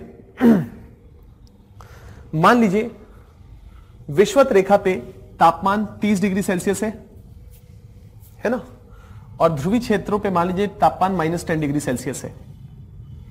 ध्रुवीय क्षेत्रों पे तापमान -10 डिग्री सेल्सियस है। तो 10 किलोमीटर की ऊंचाई पे जाने पे अगर हम कहते हैं कि 10 किलोमीटर का तापमान या टेम्परेचर कम हो जाता है, तो 10 × 6.5 करेंगे तो कितना हो जाएगा? 10 6 जा 60, 65 डिग्री सेल्सियस तापमान कम होना चाहिए। यानी कि -10 डिग्री सेल्सियस है तो 65 और ऐड कर दें तो -75 डिग्री सेल्सियस तापमान होना चाहिए। सपोज यहां पर तापमान क्या है? 30 डिग्री सेल्सियस, और किस ऊंचाई तक जाना है? 18 किलोमीटर तक, है ना। तो 18 किलोमीटर, या इसको 20 किलोमीटर कर देते हैं। ये 8 किलोमीटर था ना, तो इसको 20 किलोमीटर कर देते हैं। तो 20 × 6.5 करेंगे तो कितना होगा तापमान? 20 10 जा 65 हुआ था, तो 20 × 6.5 करेंगे तो 130 डिग्री सेल्सियस, 130 डिग्री सेल्सियस। इसका मतलब है कि अगर 0 डिग्री पे 30 डिग्री तापमान है, तो यहां पर तापमान क्या होना चाहिए? 130 डिग्री इसकी तुलना में कम होना चाहिए। तो 30 माइनस कर दी, इसमें कम करते जाइए, तो यहां पर तापमान क्या होगा? -100 डिग्री सेल्सियस, -100 डिग्री सेल्सियस। और यहीं पर यूपीएससी आपके लिए ट्रैप बनाता है, आपके लिए सवाल बनाता है। क्षोभ सीमा विषुवत रेखा पे भी है, क्षोभ सीमा आपको ध्रुवीय क्षेत्र पे भी है। यहां पर इसकी ऊंचाई कम है, यहां पर इसकी ऊंचाई ज्यादा है। तो अगर अब मैं ये स्टेटमेंट दूं कि क्षोभ सीमा है ना, विषुवत रेखा पे जो क्षोभ सीमा बन रहा है और ध्रुवीय क्षेत्रों पे जो क्षोभ सीमा बन रहा है, तो ध्रुवीय क्षेत्रों की क्षोभ सीमा पर तापमान विषुवत रेखाई क्षोभ सीमा की तुलना में यहां पर तापमान अपेक्षाकृत ज्यादा कम होगा, है ना, यहां पर तापमान ज्यादा कम होगा और विषुवत रेखा पे क्षोभ सीमा में तापमान अपेक्षाकृत ध्रुवीय क्षेत्रों की तुलना में ज्यादा होगा। यह स्टेटमेंट गलत है कि नहीं है? स्टेटमेंट गलत क्यों है? क्योंकि विषुवत रेखा पे जो क्षोभ सीमा है वहां का तापमान इस ध्रुवीय क्षेत्र की क्षोभ सीमा की तुलना में यहां का तापमान अपेक्षाकृत ज्यादा कम होगा। इस बात को आप ध्यान रखिएगा। जो कैलकुलेशन मैंने किया और क्यों ऐसा होगा, तो उसके पीछे तर्क यह है कि विषुवत रेखा पे जो क्षोभ सीमा की ऊंचाई है वो अपेक्षाकृत ज्यादा है। क्षोभ सीमा पे जो विषुवत रेखा की ऊंचाई है या विषुवत रेखा पे जो क्षोभ सीमा की ऊंचाई है वो अपेक्षाकृत ज्यादा है और ध्रुवीय क्षेत्रों पे अपेक्षाकृत कम है, जिसके कारण विषुवत रेखाई क्षोभ सीमा पे या ट्रोपोपॉज पे हमको अपेक्षाकृत कम तापमान मिलता है, अपेक्षाकृत कम तापमान होता है ध्रुवीय क्षेत्र की क्षोभ सीमा की तुलना में। क्लियर है? ये पॉइंट आप ध्यान रखेंगे, इस पॉइंट को ध्यान रखिएगा। यूपीएससी यहां पर तर्क बनाता है, स्टेटमेंट देता है और ये मैंने आपको समझाया भी कि क्यों होता है, उसके पीछे के लॉजिक्स भी आपको बताए। क्लियर हो गया? इस पॉइंट को ध्यान रखना है, इसलिए मैं कह रहा था कि एकदम पकड़ के इस पॉइंट को रखिए कि क्षोभ सीमा की ऊंचाई अपेक्षाकृत विषुवत रेखा पे ज्यादा होती है और ध्रुवीय क्षेत्रों पे कम होती है। इस पॉइंट को समझ लेंगे तो एक इंपॉर्टेंट ऐसे को रीजन और एसर्शन वाले जो क्वेश्चंस होते हैं उसको करने वाली स्थिति में आप रहेंगे। क्लियर है? अब यहां पर यही है क्षोभ सीमा, इसके कुछ पहलू कि जैसे जैसे हम नीचे से ऊपर की तरफ बढ़ते चले जाते हैं तापमान में गिरावट आती है, टेम्परेचर डिक्रीज करता है। जैसे जैसे हम नीचे से ऊपर की तरफ बढ़ते हैं तापमान कम होता चला जाता है। ट्रोपोपॉज पर विक्षोभ मिश्रण समाप्त हो जाता है। कह सकते हैं कि जो मिक्सिंग है या जोन ऑफ मिक्सिंग है, जो वायु लगातार एक दूसरे के साथ मिक्स कर रही है इस लेयर पे, इस जोन पे, वो स्टॉप हो जाता है। तीसरा एक पॉइंट, यह अधिकांश वायुमंडलीय जलवाष्प के सांद्रण की ऊपरी सीमा निर्धारित करता है। जो मैक्सिमम जलवाष्प है वो इसी ऊंचाई तक जा पाता है, 18 किलोमीटर की ऊंचाई तक, उससे ऊपर नहीं। जोन ऑफ मिक्सिंग है ना, नीचे की गर्माहट यहीं तक पहुंची। जितने भी बादल निर्माण की प्रक्रिया है, मैक्सिमम दुनिया भर में जो भी अलग अलग प्रकार के बादल पाए जाते हैं वो सारे बादल का कंसंट्रेशन इसी क्षोभ मंडल में हमको मिलता है। क्लियर? तो इस संदर्भ में बादल अगर मिलेगा और सारे बादल अगर क्षोभ मंडल के नीचे ही हैं, कुछ बादल को छोड़ देते हैं उसकी चर्चा करेंगे। एक आध बादल होते हैं, उसको मदर ऑफ पर्ल्स कहा जाता है, उनको छोड़ दें तो बाकी सारे बादल यहीं पर होते हैं। तो इस पूरी प्रक्रिया में जलवाष्प का मैक्सिमम कंसंट्रेशन, मैक्सिमम अमाउंट यहीं पर इसी मंडल में पाया जाता है। इसीलिए लिखा हुआ है यह अधिकांश वायुमंडलीय जलवाष्प के सीमा निर्धारित करता है, मैक्सिमम यहीं पर जलवाष्प अवस्थित है। थोड़ा सा इसके ऊपर वाले मंडल में है, स्ट्रेटोस्फीयर, समताप मंडल में। ट्रोपोपॉज की ऊंचाई में भी स्थानिक परिवर्तन होता है। भूमध्य रेखा से ध्रुवों की ओर ऊंचाई कम होती चली जाती है। क्यों? तापमान कम होने के कारण, मिक्सिंग कम होने के कारण। तथा कालिक परिवर्तन भी होता है ना। कालिक परिवर्तन का मतलब होगा ग्रीष्म ऋतु में अपेक्षाकृत ज्यादा ऊंचाई पे होगा और शीत ऋतु में इसकी ऊंचाई कम हो जाएगी। क्यों? ग्रीष्म ऋतु में गर्माहट ज्यादा होगी, गर्माहट होगी तो हवा जो गर्म हुई है वो ज्यादा ऊपर तक उठेगी, तो ऊपर तक उठेगी तो जो जोन ऑफ मिक्सिंग हो ज्यादा ऊंचाई तक होगा। और ठंड के दिनों में ये जो प्रक्रिया है ऊपर जाने वाली गर्म हवाओं का वो अपेक्षाकृत धूमिल होगा, कम होगा, जिसके कारण ठंड में ये लेयर नीचे भी आएगा। तो इसका मतलब है कि जो जोन ऑफ मिक्सिंग है या जो ट्रोपोस्फीयर का लेयर है उसमें स्थानिक परिवर्तन भी होता है और उसमें मौसमी परिवर्तन भी होता है। अगर यूपीएससी ऐसा स्टेटमेंट दे तो इस स्टेटमेंट को स्वीकार करना है, तर्क आपको मालूम है। ये कुछ पहलू है ना। ट्रोपोस्फीयर पोल पे इसकी ऊंचाई कम है। अगर आप इस इमेज को ध्यान से देखें, जो इमेज आपके सामने है, दूसरा वाला इमेज, इस इमेज को देखें, यहां पर इसकी ऊंचाई कम है और यहां पर विषुवत रेखा पे इसकी ऊंचाई अपेक्षाकृत ज्यादा है ना। इन जनरल एक्सपेक्टेशन तो ये होना चाहिए कि सब जगह पे ये एक समान हो, यानी कि पृथ्वी की सतह से उसकी ऊंचाई एक समान होनी चाहिए। लेकिन रियलिटी में हमको ध्रुवों पे इसकी ऊंचाई कम नजर आती है और विषुवत रेखा पे हमको इसकी ऊंचाई अपेक्षाकृत ज्यादा नजर आती है। क्यों?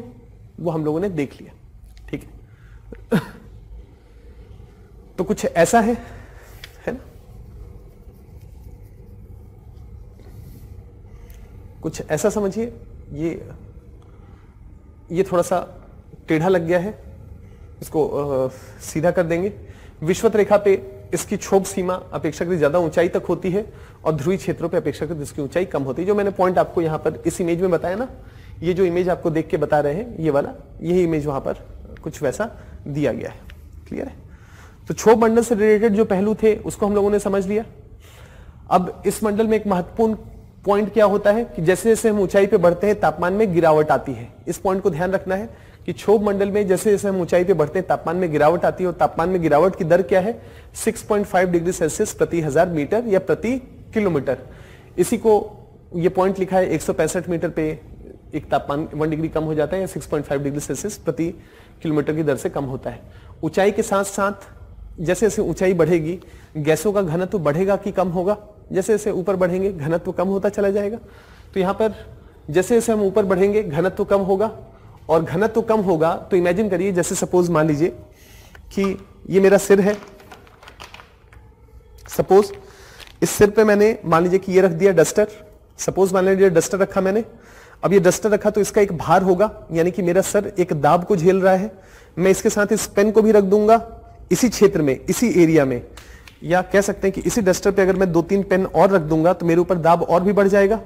अगर ये 2 पेन मैंने और अपने ऊपर रख लिया या सर पे रख लिया तो मेरे ऊपर भार बढ़ जाएगा ना, मेरे ऊपर भार बढ़ जाएगा तो दाब बढ़ गया। तो इसका मतलब ये है कि अगर वायु का घनत्व ज्यादा होगा तो वायु दाब ज्यादा होगा, और वायु का घनत्व कम होगा तो वायु दाब कम होगा। इसका मतलब है कि जैसे जैसे हम क्षोभ मंडल में नीचे से ऊपर की तरफ बढ़ेंगे वायु दाब कम होता चला जाएगा। नीचे वाले हिस्से में वायु का घनत्व ज्यादा होगा तो वजन ज्यादा होगा। थोड़ा और ऊपर गए तो एक पेन निकाल लिया तो दाब कम हो गया, घनत्व कम हो गया, दाब भी कम हो गया। एक और पेन निकाल लिया तो और दाब कम हो गया, और ऊपर गया तो मान लीजिए कि इस डस्टर का केवल आधा हिस्सा बचा। तो जैसे जैसे हम इस क्षोभ मंडल में ऊपर की तरफ बढ़ते चले जाते हैं वायु दाब कम होता चला जाएगा। ऐसा होगा। ऊंचाई के साथ साथ वायुमंडलीय गैसों के घनत्व तथा वायु दाब में कमी के फलस्वरूप वायु के फैलकर ठंडा होने से ठंडा भी हो जाता है और अपेक्षाकृत उसका घनत्व भी कम हो जाता है। वायुमंडल का निचला भाग सौर विकिरण के अवशोषण के कारण गर्म नहीं होता है, वरन धरातल से उष्मा के निचले वायुमंडल में जो नीचे वाला हिस्सा है वो भूमि से टच है, और भूमि से टच है तो उससे गर्माहट को महसूस कर रहा है। जो क्षोभ मंडल है उसका जो निचला हिस्सा है वो पृथ्वी की सतह से जुड़ा हुआ है, तो पृथ्वी गर्म है तो नीचे वाला हिस्सा गर्म हो जाएगा, पृथ्वी ठंडा है तो नीचे वाला हिस्सा ठंडा हो जाएगा। क्षोभ मंडल में ध्रुवीय क्षेत्रों में क्या होता है? ध्रुव अत्यधिक ठंडे हैं तो वो नीचे की तरफ बैठ जाता है। क्यों? क्योंकि ठंडक है। और विषुवत रेखा पे वो गर्म है तो ऊपर वाले जो भी वायु है वो पृथ्वी की गर्माहट को अपने अंदर सहेज लेता है और ऊपर उठ जाता है। तो ये प्रक्रिया यहां पर चलती है। इसका मतलब है कि धरातल का जो नीचे वाला हिस्सा है वहां पर हमको ऐसे कन्वेक्शन करंट्स नजर आते हैं। धरातल के गर्म और ठंडे होने के कारण हवाओं की गति ऊपर नीचे होती है। इसी को हम संवहनीय धाराएं, विंड का मतलब क्या है? पवन का मतलब है क्षैतिज, एक स्थान से दूसरे स्थान पे।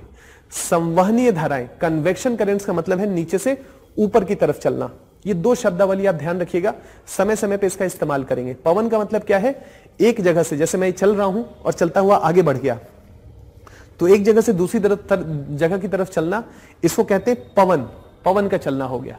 और मैं लिफ्ट से या नीचे से ऊपर की तरफ चला जाऊं तो इसको कहा गया संवहनीय धाराएं या कन्वेक्शन करंट्स। तो यहां पर क्षोभ मंडल का जो निचला हिस्सा है उसका जो सतह है या जो पृथ्वी की सतह से वो वायुमंडल जुड़ा हुआ है, तो उस सतह का टेम्परेचर क्या है, तापमान क्या है, उस तापमान को वायुमंडल का निचला हिस्सा अवशोषित करता है। अगर ठंडक होगी तो ठंडा अवशोषित करेगा, गर्म होगी तो गर्म को अवशोषित करेगा। अगर ठंडे को अवशोषित करेगा तो नीचे बैठेगा, तो ये भी संवहनी धारा है। और अगर गर्म होगा तो ऊपर उठेगा, तो ये भी संवहनी धारा है। संवहनी धारा का मतलब नीचे से ऊपर की तरफ उठना या नीचे आना।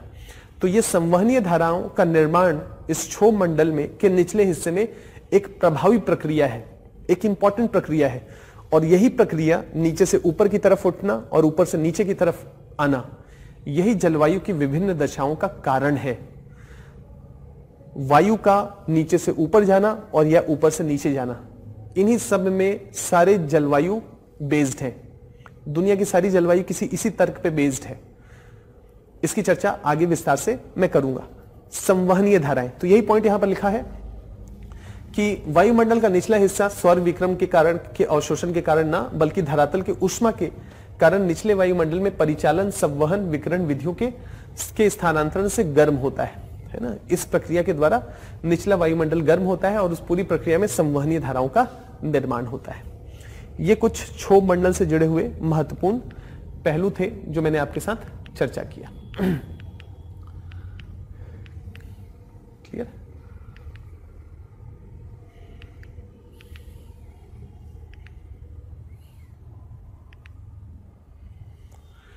तो एक मंडल हम लोगों ने देख लिया, ठीक है। आज इतना ही रहने देता हूं, थोड़ा सा एनर्जी कम लग रहा है, तबीयत थोड़ी खराब लग रही है, तो अंदर से थोड़ा वीकनेस फील हो रहा है। इतना ही रहने देते हैं, अगली क्लास में इसको कंटिन्यू करूंगा। समताप मंडल, क्षोभ मंडल के बाद समताप मंडल और मध्य मंडल और जो एक थर्मोस्फेयर है उसके बारे में चर्चा करूंगा। आप में से भी थोड़ी देर पहले एक सवाल पूछी थी क्लाउड के संदर्भ में कि जो बादल हैं वो कैसे गर्मी और ठंडक या पृथ्वी को गर्म रखने और ठंडे रखने में महत्वपूर्ण भूमिका निभाते हैं। तो अगली क्लास में एक महत्वपूर्ण टॉपिक है हीट बजट का, पृथ्वी का ऊष्मा संतुलन, है ना। कल जो था उसमें मैंने उसको बताया भी था कि फर्स्ट टॉपिक में इसको कवर करेंगे। तो ऊष्मा संतुलन का टॉपिक नेक्स्ट क्लास में डिस्कस करेंगे, ठीक है।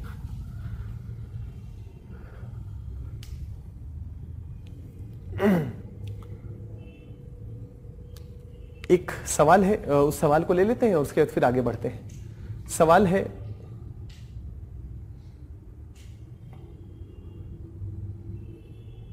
हवा या गैस का घनत्व कहां ज्यादा होगा, 90 डिग्री पे या 0 डिग्री पे? तो ये तो अच्छा, ये सवाल का उत्तर दे दिए हैं, ठीक है।